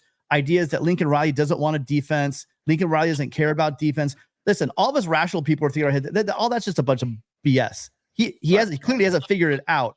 But if you guys think that Lincoln Riley doesn't want to win, or there's a head coach out there in the world that thinks that you can win without a defense, then come on. Really? Are you being serious? My question to you, Tracy, is what do all these coaches see in him, and how does he keep getting a job? And I don't want to buy the fact that he has like compromising pictures or he's their best friends and there's playing favoritism. There's a reason why they see something. And what is that, do you think? To be honest with you, I don't know. I mean, I watch Coach Zach with Minister Sports, and he kind of talked about he coached with Grinch, and he viewed him as this offensive or this defensive genius, and how he was this great mind. So I'm assuming he is a great interviewer. Maybe he could draw some stuff up. But whatever it is, it's not the answer. I mean, at this point, we have enough of a sample size with our squad here. As you guys mentioned, we got the talent. It ain't a problem with talent. They talked about giving him another year. It's not a problem with talent, man. We need to just switch it up. Anybody could be better in this situation. We just let Colorado almost come back on us after being up. Yeah. Like we were. Come on, man. Enough is enough. Grinch got to go. And like I said, I think the biggest problem is just the scheme. 3-3-5. Having been someone who played defense, come on now. 3 down linemen, you need 3 Haloti Nadas up there to basically eat up all those blockers and let your linebackers run free. We don't have that. We don't have 3 Haloti Nadas up front. We have Bear Alexander and 2 decent, good-sized guys. But nah, it's not the answer. 3-3-5 is never going to work. And, I mean, that's his calling card, right? So that's that. That's all I really got, man. All right. Appreciate it, Tracy. Thanks so much. Listen, if you guys out there, so we're going to have a call-in show tomorrow. I don't know I've just tried resetting everything on my end. It's not working for the phone lines, but if you guys want to call in tomorrow, I'm sure we'll have plenty. And then we will be I want to get those calls out of the way this week so that next week we can actually talk about the Arizona game. Ralph Wolf, they all fired Grinch too. No, actually, Ralph, Leach did not fire Grinch, and he was let go when he was at Ohio State. Urban Meyer got fired, actually. So I'm not sure where you're getting all this information from. And he was not fired at Oklahoma. He left Oklahoma. So to come to us. And I'll be very careful with this. I know how the chat works. Next week I'll be hearing how I was defending Grinch. Name one time today that I've defended Grinch. And my whole point since day one has been, look, I hope it works out. There's these 3 guys, they hired him. I haven't seen anything yet, but I'm hoping, and I'm seeing a better defense. The defense, by the way, scary thing is this defense is better than it was last year. I'll argue all day if you want to do that one. Is it good enough? No. And way better than it was 2 years ago. Yeah. So I mean, do you remember we lost to BYU and Cal? I mean, again, that was nowhere near the standard, and today was not where it has to be. Ram, and look, why don't you call in, buddy? I'd love to hear from you, because here's my point. This team, statistically, do we have to do that? Statistically, this team is better. So I don't know about your eyeball test or whatever you want. I don't know what you're doing over there, but it literally is better. Is it good enough? And the answer is no. This performance, was this a performance against the playoffs? The answer is no. But to say that it's not better is, I don't know. It's like, it's getting almost tantrum level. And I want people to make legitimate reasons. And right now, if this defense causes us to lose a game and we don't make the playoffs, he needs to go. Can I say any more clear? And I'll bet you that Lincoln Riley and Grinch would say the damn same thing. If his defense can't figure it out, he needs to go. Defensive coordinators know that they're on a short line, and if that leash gets shorter and shorter when they get losses, and there were losses last year that were all on Grinch. The Cotton Bowl, completely on Grinch. The Utah, the first Utah game, completely on Grinch. But this one wasn't. But the championship game wasn't. This game, if it had lost, would definitely be on the defense, because look what the offense did. So. All right. Hey, we have another caller that I think wants to defend Grinch. Oh, are you there? Hello. Can you hear me? Yes. Yeah, we can hear you. I'm actually lying. I don't want to defend Grinch, but I do want to say that our offense, yes, we're scoring touchdowns. It's incredible. It's weird that your QB scores 6 touchdowns and you still feel like it was a loss. But you're up by 23 points and you're not running the ball. You know your defense is gassed. You know you've got a shaky defense. Why are you not running the ball and taking time off the clock? It was insane how they kept throwing the ball downfield. He got intercepted once. He should have gotten intercepted twice. Why doesn't anyone ask Lincoln Riley, like, why he doesn't do anything to help his defense? Again, what would you do to help the defense? Are you one of the people that says we should run into a stacked box? No, but you've got to run more. I mean, Marshawn Lloyd, everyone criticized Riley last week because he only had 14 carries. He's averaging 9 yards a carry. He averaged over 6 yards a carry today, and he only carried 13 times. Right. But like Tony pointed out, that 6 yards per carry has to do with because he also broke, some like 20-yard runs and a 27-yard run. That helps your and what's the percentage of times he's going to do that? He's going to do that every once in a while. You can't. We couldn't run on Colorado. Everybody can run on Colorado. It doesn't make any sense to be like, oh well, they could stop us running. We have to throw on every down. That doesn't make any sense. That was my point. Is that I thought that we did not run nearly as well in Colorado as we should have. I thought and our I agree. run game. I mean, I know consensus. I agree as well. Here's what I'm saying. If you run 3 times and get nowhere, you take 5 minutes off. I'm exaggerating, but you take 3 minutes off the clock, and your defense gets to sit there and rest for a few more minutes at altitude. So here's what you need to do. You need to throw them out of that defense. You got to make them pay for that heavy box, right? And they did it in the second half. So what they do? No. They kept doing it. And so you're just that's it. We're never going to run the ball. We're just going to have this offense. I mean, I'm not saying that. I would love to see Marshawn Lloyd rush for 200 yards, but here's the point. You got to get angry and say, well, we need to run because we need to run. We need to run if it's effective. And we also need to do clock management. I mean, Lincoln Riley, he does not play complementary football. He basically has his own little box. He's playing offense, and that's all he cares about. He doesn't seem to pay attention to the defense at all or what his offensive moves are doing. I also think he allows Caleb Williams to freelance a little too much. Obviously, it's wildly successful most of the time. Dude, but again, if you're up by 23 points. Are you a Trojan? Absolutely. I'm just checking. Because you're questioning Caleb Williams. We get Oklahoma call. It sounds a little Oklahoma-y in the call. Yeah. We love you, but we're talking about a Heisman Trophy winner. We're teasing. We're teasing. Have you seen Caleb's stats? I'm saying he's incredible, but he's not faultless. Neither is Riley. Okay. They're both incredible, obviously. Nobody's perfect. You're right. who do you want calling plays? Do you think maybe I want Lincoln Riley to call plays. He's obviously like one of the best, if not the best at doing it. I want him to realize like, hey, my defense is shaky. I got to help Grinch out here. What would help Grinch out here? Let's take some time off the clock and manage the clock a little better. He was bailed out by Colorado's insane clock management at the end of this game. Like, I don't know what they were doing, but it was like, wow, like, Well, hold on. I get your point. Let me respond. I disagree. You know what helps out your defense? Putting points on the board. And if you're running the ball and you're not effective running the ball, and with a 23-point lead, if you've already got a 23-point lead, I understand like you're not going to run the ball when it's not working in the first quarter. But after you've got a 23-point lead, the only thing that can lose you a 23-point lead is turnovers. And yeah, you could fumble the ball, or like running not running any time off the clock, which is exactly what happens with an incomplete pass. So again, you guys can say he's 100. Tony, you could put it up there saying he's 100. He's not 100. Here's the situation. The situation is that how you take pressure off your defense is you score points. And if you looked at the second half, they did try to establish a run, and it didn't work. Why didn't it work? They didn't. No, they didn't. They ran 4 or 5 times in the second half. They run 4 or 5 times in the entire second half. Are you sure about that? Did you count them? I counted the first 3 drives. I believe Lloyd ran 3 times. Caleb Williams ran on a design run. I know that Austin Jones did. But in the point, like with a 23-point lead, you should be running the ball. Is that like just not football 101? So you're okay. Are you telling me that you want Lincoln Riley to call his team differently? You would like to play call. See, I get it. This is what fans get like. The defense is a mess. The offense the offense was on fire, and they struggled the second until half. it wasn't. They put up 48 points. And what happened in the fourth quarter? They didn't score enough in the fourth quarter.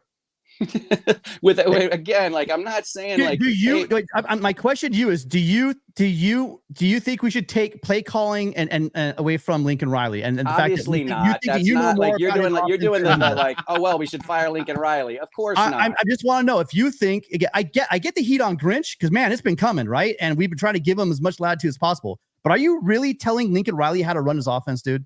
Really? No, of course not. See, and that's you're going to the thing like, should we just fire Lincoln Riley? Like, of course not. Just be like, hey, Lincoln, Grinch is a mess. How can we help him out here? Let's take some time off the clock. Let's not give the other team's offense as much time to work with when we've got a 23-point lead. So do you think that Lincoln Riley is thinking those same things, or do you think this is something that we thought of and Lincoln has no idea? Oh, I think Lincoln knows. I just don't think he cares. I think he just loves throwing the ball so much that he's just like, that's what we're going to do. Okay, man. All right. Thank you so much for calling in. Thank you, guys. We appreciate it. We do. Right. Fight on. Fight on, my friend. All right. Next up, we've got Tin Hat. We got Tin Hat. Tin Hat, welcome. How you doing? Hey, I'm good. Hello, Tim. Well, hello, Tin Hat. How are you? Mr. Hat, should I call you Tin or Mr. Hat? Either's fine. Tell me why I'm calling. Why tell are you me calling? why I'm calling.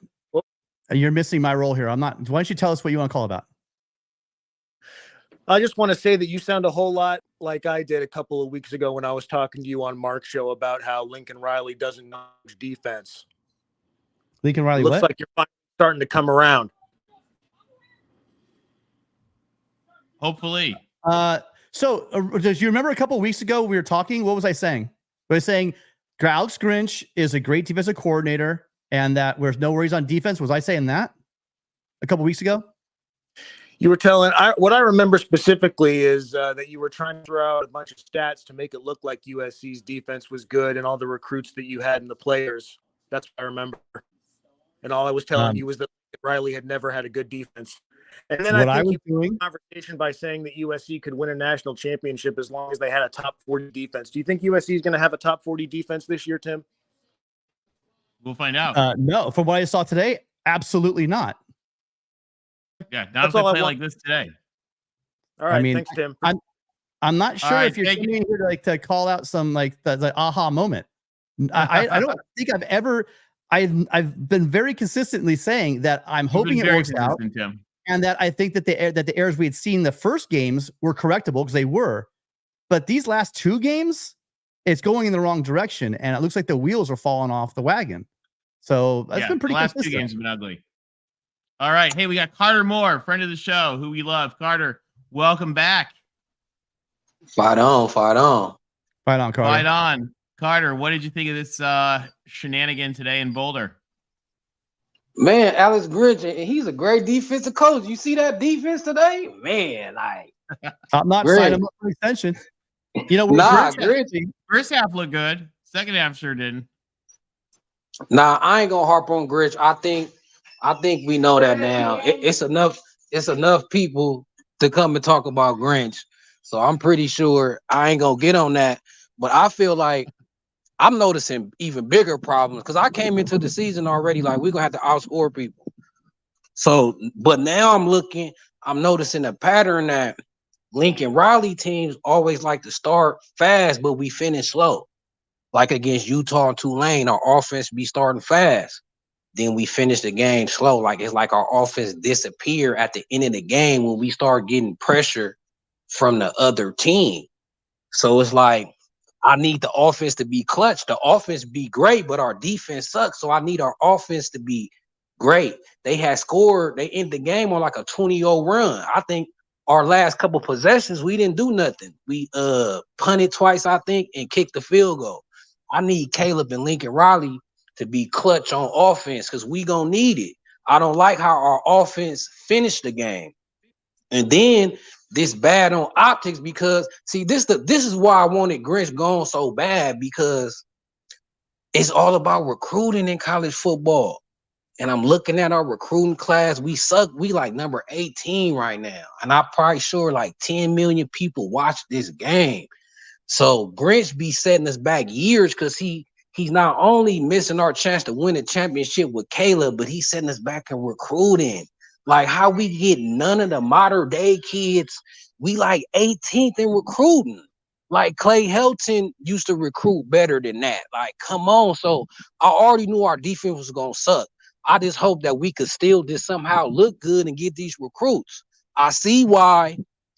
Hey, we ain't getting no defensive recruits. And I feel like this is going to be another year to where we missing out on defensive recruit. Alex Grinch, he's setting us back 2 years. He's setting us back. His 2 seasons here going to set us back 4 years, I feel like, in recruiting. So I'm just like, man, I wish we could have showed a good defensive showing. I wish we could have closed this game because I know recruits watching. So if you're a recruit and you thinking about going to SC and you a defensive player, you probably like, nah, because you could look and see the talent. I see the talent on defense, but it's like you don't want to play for Grinch. So college football is 90% recruiting. And then we losing on that. Like, next year, I know we're going to hit the transfer portal, but now we're going to have to deal with Deion Sanders in the transfer portal. So now them kids that we hope to grab in the transfer portal, they might be like, I'm finna go to Colorado to play for Deion. So the recruiting is getting harder because of the competition with Deion out west. Then Grinch is hurting the recruiting. So I'm thinking about the future. I already knew this year we was going to suck defensively. That's why I came on here every week to argue, like, we're going to suck. But what Carter. Okay, so you got a lot here. Let's start unpacking some of it. Okay, so first off, the last thing we should be worrying about right now, in like the October hasn't even started yet, is recruiting. Okay, here's what I will tell you, Carter. If by some act of God, this thing gets turned around, and USC, you know what recruiting does? You know what recruiting is all about? Winning 10 or more games. Yeah. That's what recruiting is about. Hold on. We won 11. Hey, Carter, hold on, man. I gave you a lot of time to talk. I gave you a lot of leash. Now, let me say this to you. If, however, those 2 games we lose is because of the defense, what's going to happen, Carter? Grinch going to get fired. Grinch is going to get fired. But it's a year too late. Wait, stay with me. So then he gets fired, okay? So we win 10 games, Grinch gets fired, and we bring in probably some scrub unknown defense coordinator, or we're gonna throw a bag at some huge name defense coordinator. And then when that guy comes in, what's gonna happen to us in the portal? Because we have a championship offense. We get a championship defensive coordinator if Grinch loses games for us and we don't make the playoffs. Now, here's my question for you, Carter. If USC does turn this around, and I'm not thinking it's likely anymore, what do you think the recruits be like for USC if USC wins the Pac-12? Then it's going to be all good. It is. It's going to be all good. But how about this? How about instead of in September 30th, we're worried about recruiting classes, we let the season play out, and then, believe me, you and I won't make the decision. Lincoln Riley will make the decision, because regardless of what people say, it's my funniest thing I hear for years on here is that people say that Lincoln Riley doesn't care about defense. I cannot think of a more asinine comment than that, because that's it's asinine. But it seems like he does, though. When I know you guys said what you said last time I was on here, you got to give Grinch another year. I guess he had 1 year, not with his player 2 years. But at the same time, you got to just be a man, though. If you know somebody suck, he suck. Like come on, like. So I know there's certain ways to do things, but if you care, but look, hold on. This, first of all, Lincoln Riley, like, this his legacy. If he want to trick off years dealing with Alex Grinch, he got the right to. If y'all want to say he shouldn't have fired Grinch, y'all got a right to feel how y'all feel. But we gonna have to lay in this bed. If you don't think this affect the future, and if you don't think this affect recruiting, and if you don't think this setting us back, then we gonna have to lay in the bed. We're going to have to see it when it comes. Carter, you've made your point. Hold on a minute. Let us respond. Carter, I agree with I agree with you, but we're not going to fire him today. We're not going to fire him next week. Tell you the truth. Now my point, Carter. Hold on a minute, dude. Now you need to hold on a second. Okay, so let me tell you this part as well. You go around firing defensive coordinators after 1 year. What defensive coordinator are you going to hire that's going to come to your school when you're firing a guy after 1 year? Did you think that far?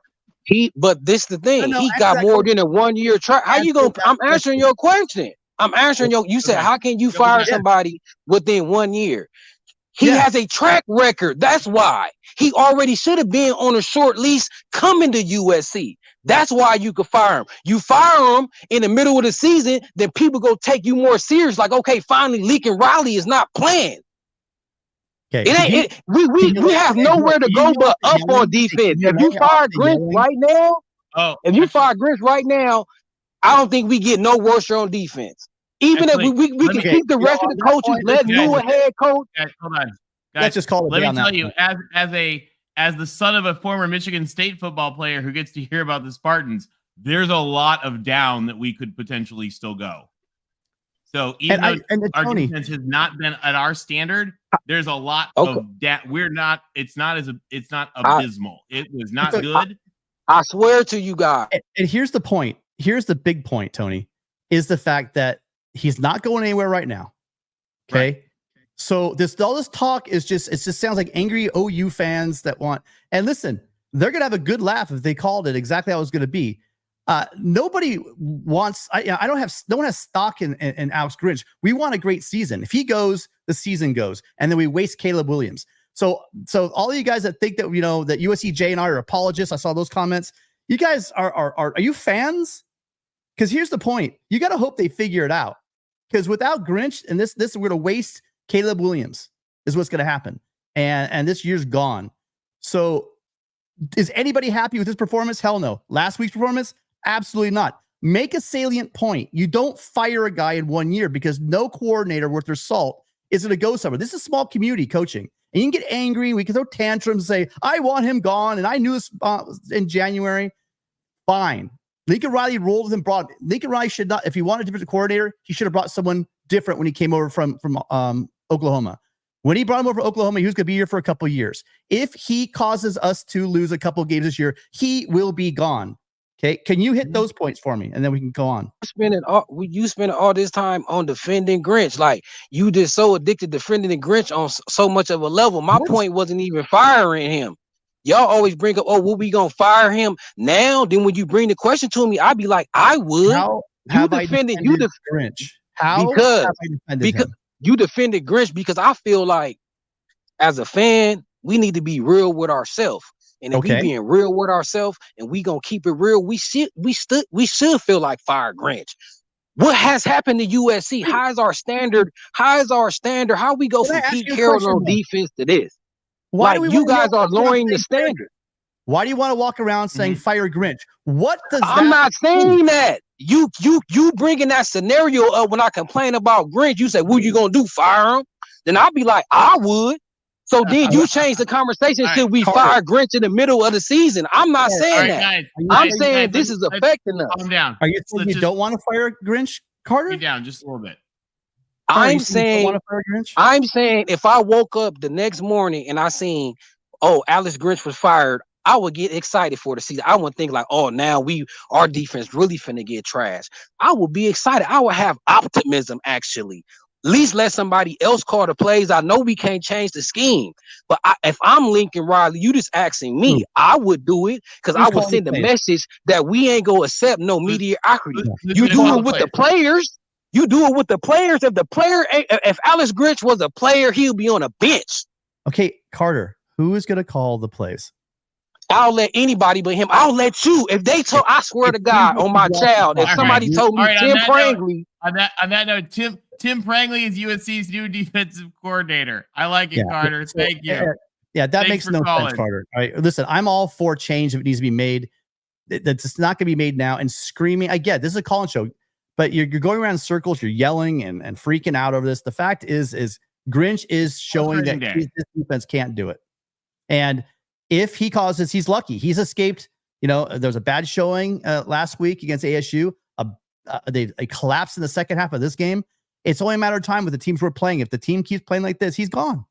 So I don't know why we got to scream, fire Grinch, or I want this, or I want this. It's going to happen. And it won't be our decision. It'll be the administration's decision, and they will make it. It's very simple. They will. Jen Cohen will make that decision if it has to be made. Carter, thank you for calling. We appreciate it as always. And hopefully next week we'll have a better scene on defense with Arizona. Oh, you there, LV's Carter? coming back. I think LV came back for a reason. All LV. right, we got LV back. LV, Right on, the encore appearance. Good to have you. Listen, let's all keep the peace, okay? Let's all keep the peace.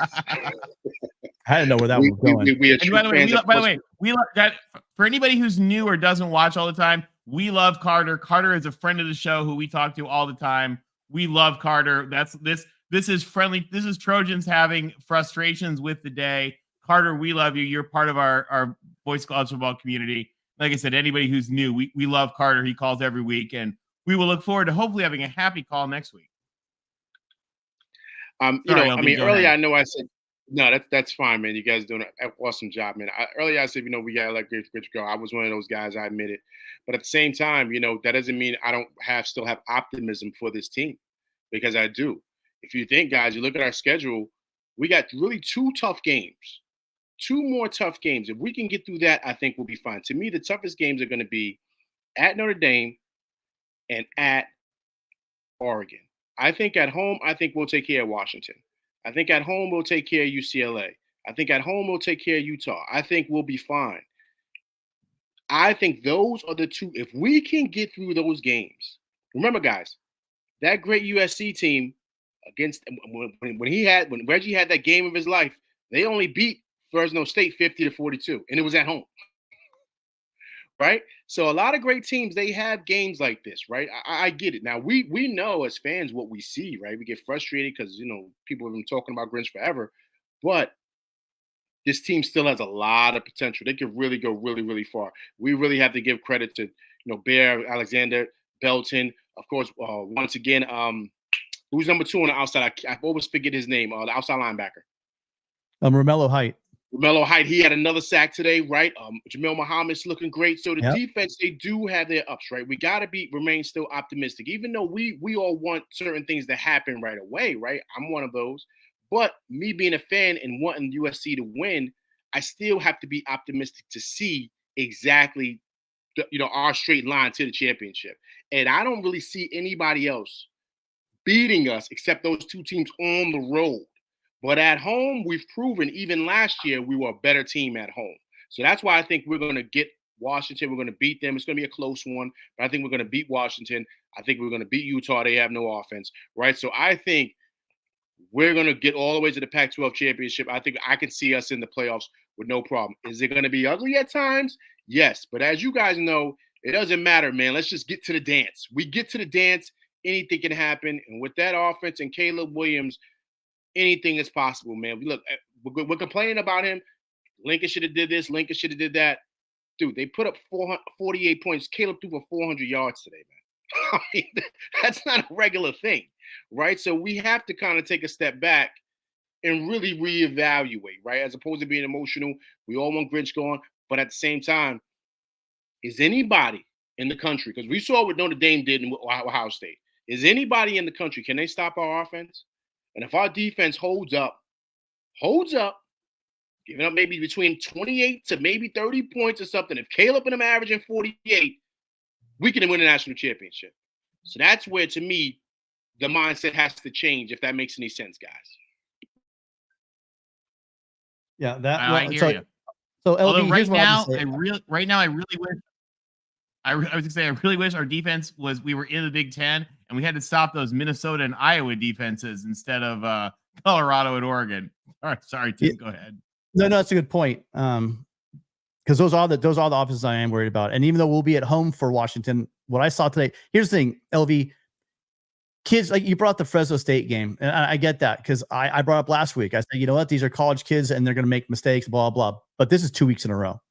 Like I can say, okay, last week it was, a first road game, this and that, blah, blah. But they're making the same mistakes now. And it's 2 weeks in a row. And I think it's just time for us to say that maybe this thing isn't working out. That's it. Right. Funny enough, I'm an apologist for saying that, but that's why I'm saying, Tim. That's why I'm saying, Tim and Tony, we're gonna have to shift our scope, right? To where we have to say, if SC can score 48 points and hold the team in between 28 and 30, I think we're good, right? Even with some of the mistakes that happened, yes, we got Washington. Washington's tough. We understand how explosive their offense is, but their defense is shaky too. Plus, we're playing them at home.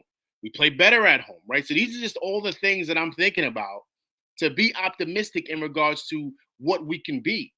I feel we can beat Notre Dame. I don't think Notre Dame could score on us. I mean, score with us, excuse me. I think we're going to be able to put up big points against Notre Dame, right? To me, the tough one is going to be at Oregon. That's going to be the one. Bo Nix and that offense is tough. Now, I don't think Bo Nix is the best, but they scheme perfectly for him for what he can do and his capabilities. That offense, they just do. So to me, that to me is the biggest one, bigger than Notre Dame, because offensively, they can match us and we're on the road.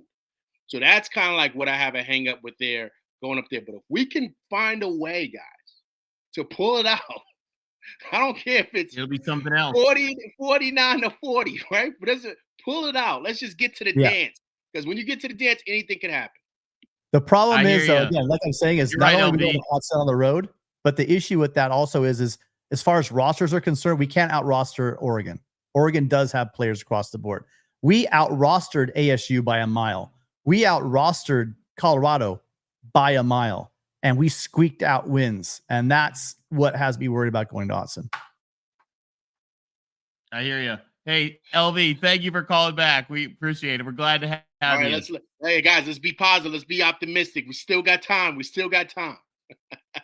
got it. Fight on. Fight on, guys. Thanks, LV. Hey, and Gixer Squid, awesome, always friend of the show, amazing contributor. Gixer, thank you. Thank you for helping support the show. He points out Lincoln Riley ensured continuity on both sides of the ball when transitioning to USC with Caleb Williams, Mario Williams, and Grant. He'll evaluate the DC after the season. I think you're right, Gixer. Right? And there is nobody better at evaluating coaching talent, actually, than Jen Cohen. Even before she was in the athletic department, they were having her help evaluate talent. So I have no idea. I have no doubt that she will be very involved in that situation. All right, we got Dan from LA. Dan from LA, welcome to the show. Hello. Yep. Hey, Dan, welcome. Can you hear us? Yeah, I can hear you. I just want to say I think the jury's still out on Oregon, Washington, some of these Pac-12 teams, because really, I mean, Oregon, they get up for games that are hyped. Before that, Texas Tech, they almost lost. Colorado was a hype game. They're at home. They got up for that. Washington's still giving up 500 points on defense. So a lot of these teams, until they start play each other, we'll really see, what they're about. I mean, I don't know about Oregon. I think we also should give Colorado some credit. I mean, Deion Sanders had his team prepared today. I mean, again, our defense was bad, but he had his team prepared. Sean Lewis is a great offensive coordinator. They schemed for us and made adjustments. And so in our apocalyptic sort of look at some of our defensive issues, we should give a shout out to Colorado too for playing a hell of a game. Sorry, go ahead. Yeah. I didn't mean to interrupt. No, that's true. No, they were ready in the second half, and I don't know what's up with I mean, they say when you keep doing something over and over again, it's insanity. So I don't know why Grinch is running this 3-3-5 all game long.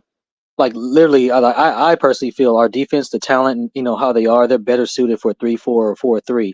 If they run that every game, USC would probably have no problem on defense because you would have those four guys up front, stopping the run, causing havoc. Like, why is he getting pretty? There's no point in that. Like, that's why a lot of USC fans, because are angry because it's that the history of USC is a lot of great defenses and a lot of great defensive players, NFL Hall of Fame defensive players. So, like, the city of LA, we love defense. That's what USC was all about. So, seeing this, people hate it. That's why people call in angry about Grinch and stuff, because this is not what we're used to watching USC football growing up. USC football has always had a good defense.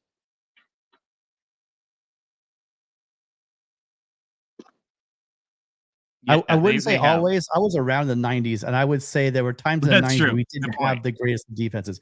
But when USC's right, USC has a solid defense. And what's disappointing about our chat today is, one, I know we got a bunch of Oklahoma trolls out there. That's fine.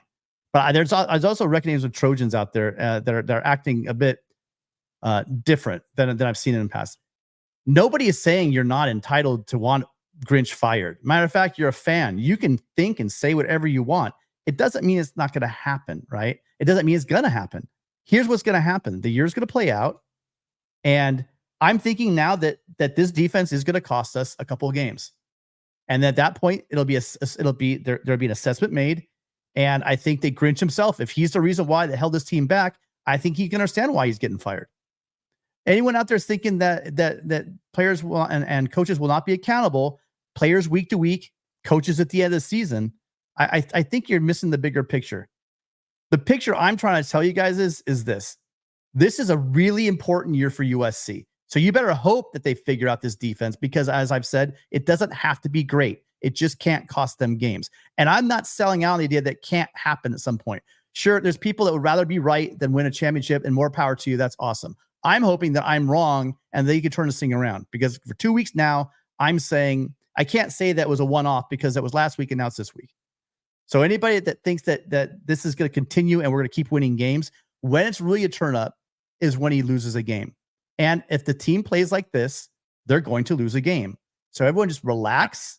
You don't have to be the chat savior. You don't got to tell me what I don't already know. I mean, I'd like anybody out there that keeps saying that we want Grinch and all sorts of stuff to take a look at, go back and rewind what we've said.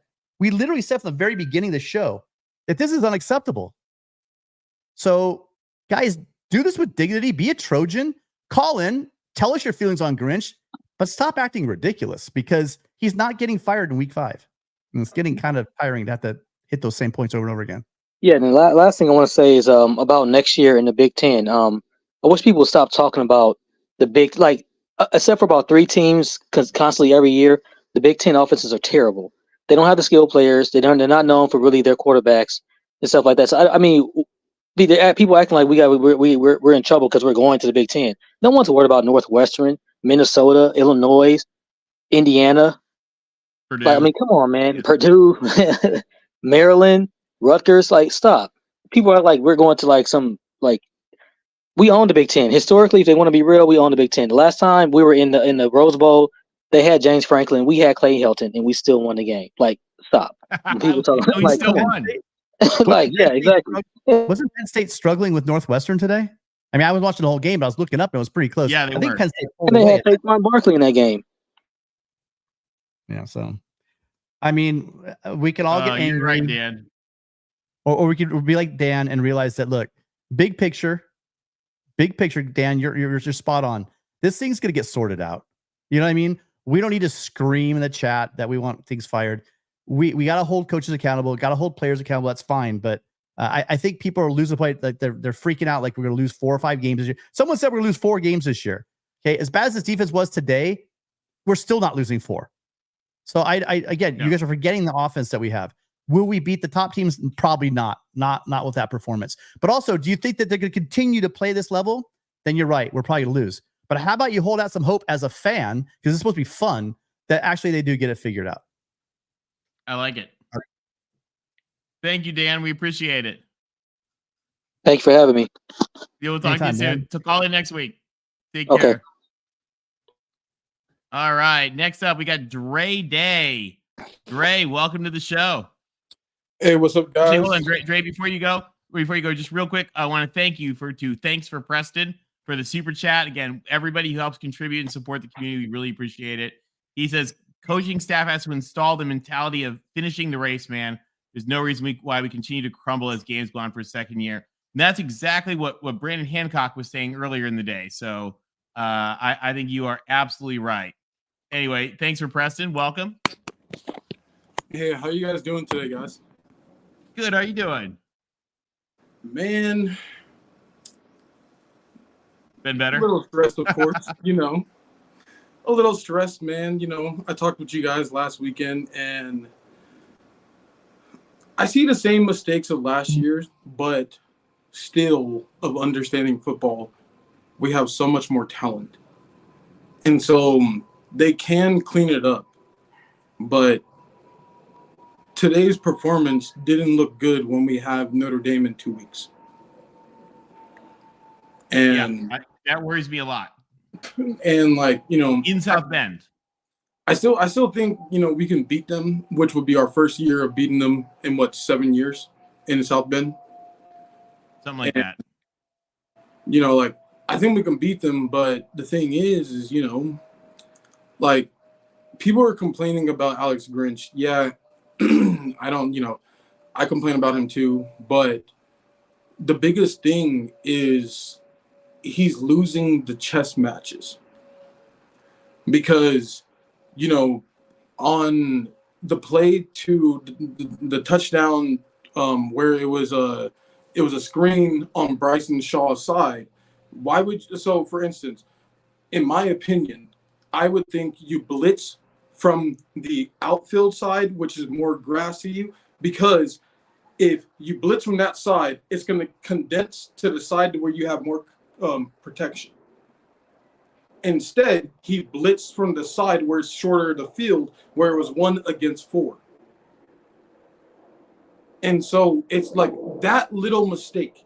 You switch that play to the opposite side, that was not a touchdown. Because then you have 4 guys over here instead of 1 against 4. Because you went all out on the blitz. And it's literally the X's and O's. It's like I said, chess. You're losing in the chess matches. And that's something that we can clean up because we have the talent. The talent's there. We were up, 41 to freaking 14, and then they came back? It's just being outmatched on plays. And so from there, you got to look at the replay. You got to look at the film. And in my opinion, I hear, I'm listening to USC's reported videos of, after practice every week. Yeah. He openly admitted and said, I want to try and get as much attack or turnovers or whatever. And if that big plays happen, it's okay because our offense can score. I'm sorry, fuck that mindset. Only for certain things, it's okay. But for the best teams, you can't do that. You have to play fundamentally sound and just allow your guys to attack in space. And if they can't make that first tackle, hold him up. Hold him up and the gang will attack.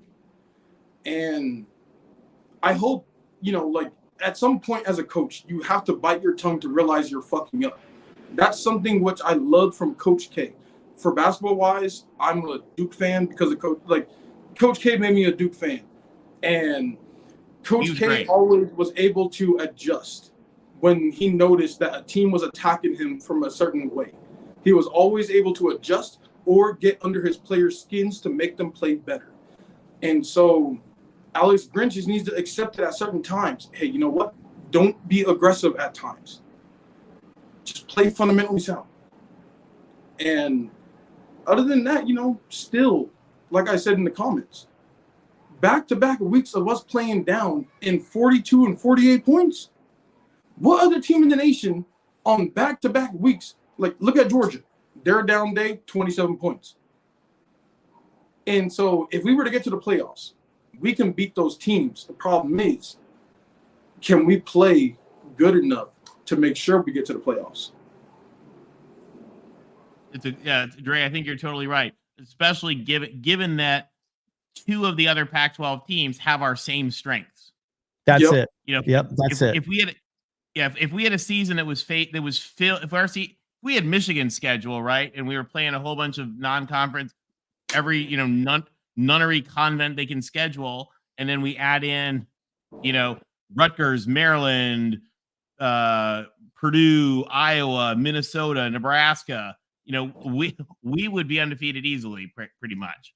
So, But the problem is we got 2 giants that look a lot like us with star quarterbacks and a little bit suspect defense. Remember, Washington gave up 500 yards to Cal last week. And so we kind of have the triplets, we got these Pac-12 triplets. And then we also have our own ogre of Notre Dame, which is going to be an adventure.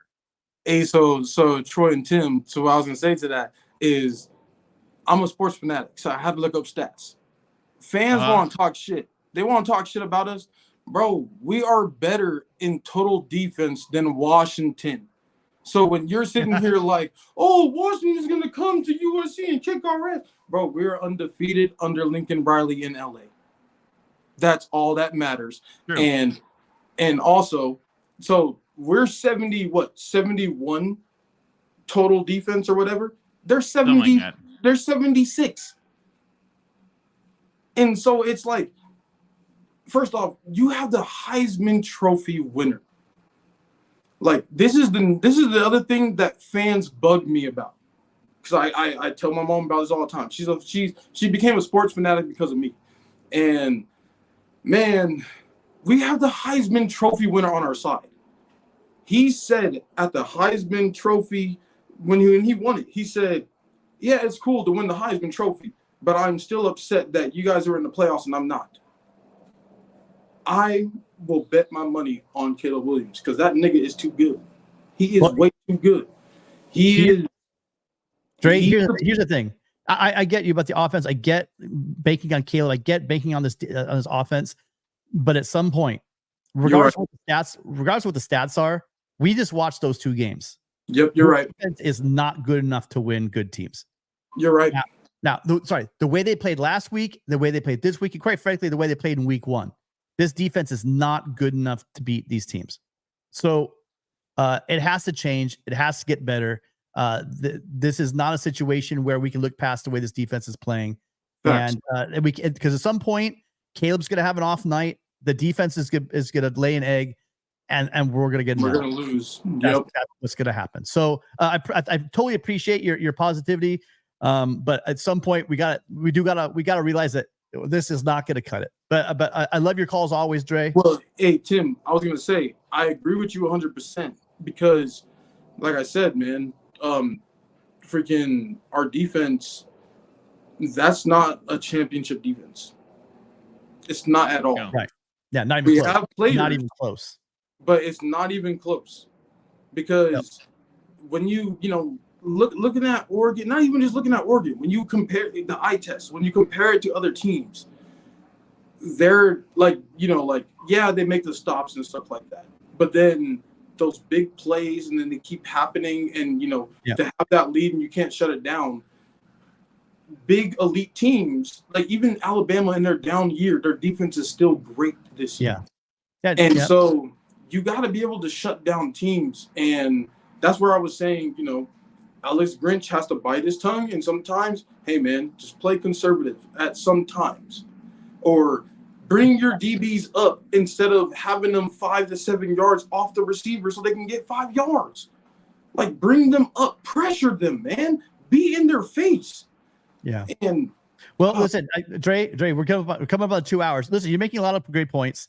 I think the one thing we do have to realize though is they got to get better. Okay, and just leave it at that. We're gonna know. We probably won't learn a lot from Arizona unless we lose that game. We'll know in the next week. but we will know. We will know we go to South Bend, and they better do some leaps and bounds tackling, and they better get these run fits straight. Otherwise, it's gonna be bad. I don't lose. We might lose bad to Notre Dame if our defense plays like that. But Dre, thank you again. We'll hopefully talk to you next week. Probably have better circumstances. Okay. Hey, fight on, Dre. Fight on, Dre. And we were waiting. Michael was trying to call in, but was having some. It looked like some technical difficulties. Guys, if you ever do call in, you have to click on the OK to give authorization for your phone, your computer, whatever, to show your microphone and your camera. So. Just remember if you do that. So Tim, what a fun day. We got amazing, fascinating insights from Brandon Hancock of all folks. Yeah, it was awesome. It was awesome. And Brandon and LBC, thank you for that. Tim, any final thoughts here as we look back on an ugly win, but a win is a win. Well, again, I've downgraded us from the fact I thought we just had to sort out the explosives. Everything else is great and correctable. I'm starting to think that maybe some of these things aren't correctable. I think they were probably covered up because we were playing inferior competition, which can happen. I think that we have an offense that can keep us in every game, but we absolutely will not win games if that's the way they play on defense. And Trojan family out there, not trolls, not whatever, don't worry because this administration is absolutely committed to winning, completely committed to winning. They invested the money in Alex Grinch. Don't let the ton of Oklahoma trolls that were in the chat today dissuade you from the fact that that Riley doesn't want to win national championships and that USC is we're not like Oklahoma. They want to think that they are like USC. They aren't, and they never will be like USC. So let them enjoy what they think they have. Whereas we know that when USC is on top, we win multiple national championships in a row. They did it back in the 50s, but we do it now. And if we sort out, and they will, Riley will figure. He's 40 years old. Yeah. He's going to sort out the defensive coordinator situation. And when they do, if this defense somehow, I'm still hoping for a miracle, you guys, because I said at the beginning of the year, we do not need a top 20 defense. We just need a defense that's not going to lose games for us. The way they played the last 2 weeks will lose games for us, and it won't happen. But if they figure it out, this still could be a special season. And I, as a fan, the fan side of me says, I really hope they figure it out. Because one, I never want to see someone get fired. I mean, why would you want someone to get fired just to be right? But at the end of the day, if he can't do his job, he has to go. So fight on, you guys. Thanks for hanging in there. All right. Hey, we're real quick, just for 1 minute. We got Michael, who we've been trying to connect with real quick. Michael called back in. Michael, we're getting ready to wrap, but give us your thoughts real quick, because we appreciate you were trying to call in and having some tech issues. And we want to make sure we get your thoughts. Oh, it didn't work. Oh no. All right. Well, Michael, we tried. Oh, there we go. What's up, guys? Michael, hey, we're getting ready to wrap up here, but you were waiting and we were having some tech issues, so we want to get your quick thoughts before we finish up. God bless you guys. Thank you. Hey, listen, love the show. So you phenomenal platform. I'm driving up from Tucson right now, but anyway, just my feedback. We had a quarterback who threw for 6 touchdowns and 1 interception. We won a game in a hostile environment. And all that said, no one's happy. So that is a problem to me, right? Because we won, and there were people out there that thought that Colorado could actually beat SC today. But at the end of the day, the fact that we're spending so much time talking about our defense is not a good look. So I get it. Everybody's frustrated. We won. Colorado's a good team. There are no, as Riley says, all road losses are gold. All road games are gold. All road wins are gold. But I'd like for us to get back on track and focus on the fact that we actually won the game, bad defense at all, and just take them out one at a time. What are your thoughts? Tony? Yeah, I mean, I look at it, like you said, it wasn't pretty, but I'm hoping it can get a little bit better. But, I think as Tim has said repeatedly and really, really well today, big thing is... Take exit 251. Big thing is we just have to make sure the defense is good enough, and I'm hoping they can be. And I'm also hoping today was an example too of Colorado being. Colorado. That Coach Prime was after them this week. That this was everything to them, and they kind of played with it. They like it. I would also argue, if you guys can hear me because I'm on the road. Oregon doesn't beat Colorado 42-6 at Colorado. I'm almost positive that doesn't happen. No, I think you're absolutely right. And I'll also say that I think last week Colorado bought into their own hype, and that bubble kind of popped. And I mean, you guys know, those of you guys who played football before, sometimes when you get a chance to regroup, that's when you're at your toughest. So, I think we did kind of get their best shot there. But hey, you drive safe, Michael. We don't want to keep you from the road. Great show. Thank you so much. Thank you, and fight on. Well, listen, you guys, it was a bad night. It was a bad morning, but it could be worse, you guys. We could be Oklahoma fans. Okay. This is a live shot from the chat right now from all of our Oklahoma fans crying still, hanging out in our chat because, well, we took their coach, and the coach that got them to a bunch of playoffs, and now they're losing to their rivals 49-0, and they just hang out in our chats. I'm sorry, guys. I'm trying to work on his audio. This is the audio for Rye Dawson, but I can't get the audio. I'm not sure if anyone can hear what Rye's saying, but yeah. Oh, too funny. That is too funny. Well, hey guys, you know, we say a win is a win sometimes. This was not a pretty one, but we did get out of there with a win, and I'll take it. It was not what we wanted. We'll probably drop a little in the rankings because it was ugly, but we got everything ahead of us. And if they can get things a little bit better together on defense, I think they're going to. But, you know, unless there is a dramatic change, I think I kind of lean with you guys that, you know, at the end of the season, a change has to be made. So we'll see what happens. We are putting our faith, as always, in our amazing team of Jen Cohen and President Folt and Lincoln Riley. And I think that they will make good choices for us. So thank you guys for joining us. It was a wild game and a lot of fun to have you in the chat. A special thanks once again to Brandon Hancock, USC legend, for joining us tonight. That was really special and that was awesome. Thank you for LBC for setting that up. Thanks to Tim and everybody who called. Everybody have a wonderful night, a great week. Call into Tim's call-in show and vent some more tomorrow and fight on. Yeah, and one more thing, guys. Monday night, make sure you're checking out our Conquest Live also on Monday night with me, Mark, and Matt. And then, yeah, tomorrow night, we're going to have the call-in show. So make sure you check it out. We'll see y'all then.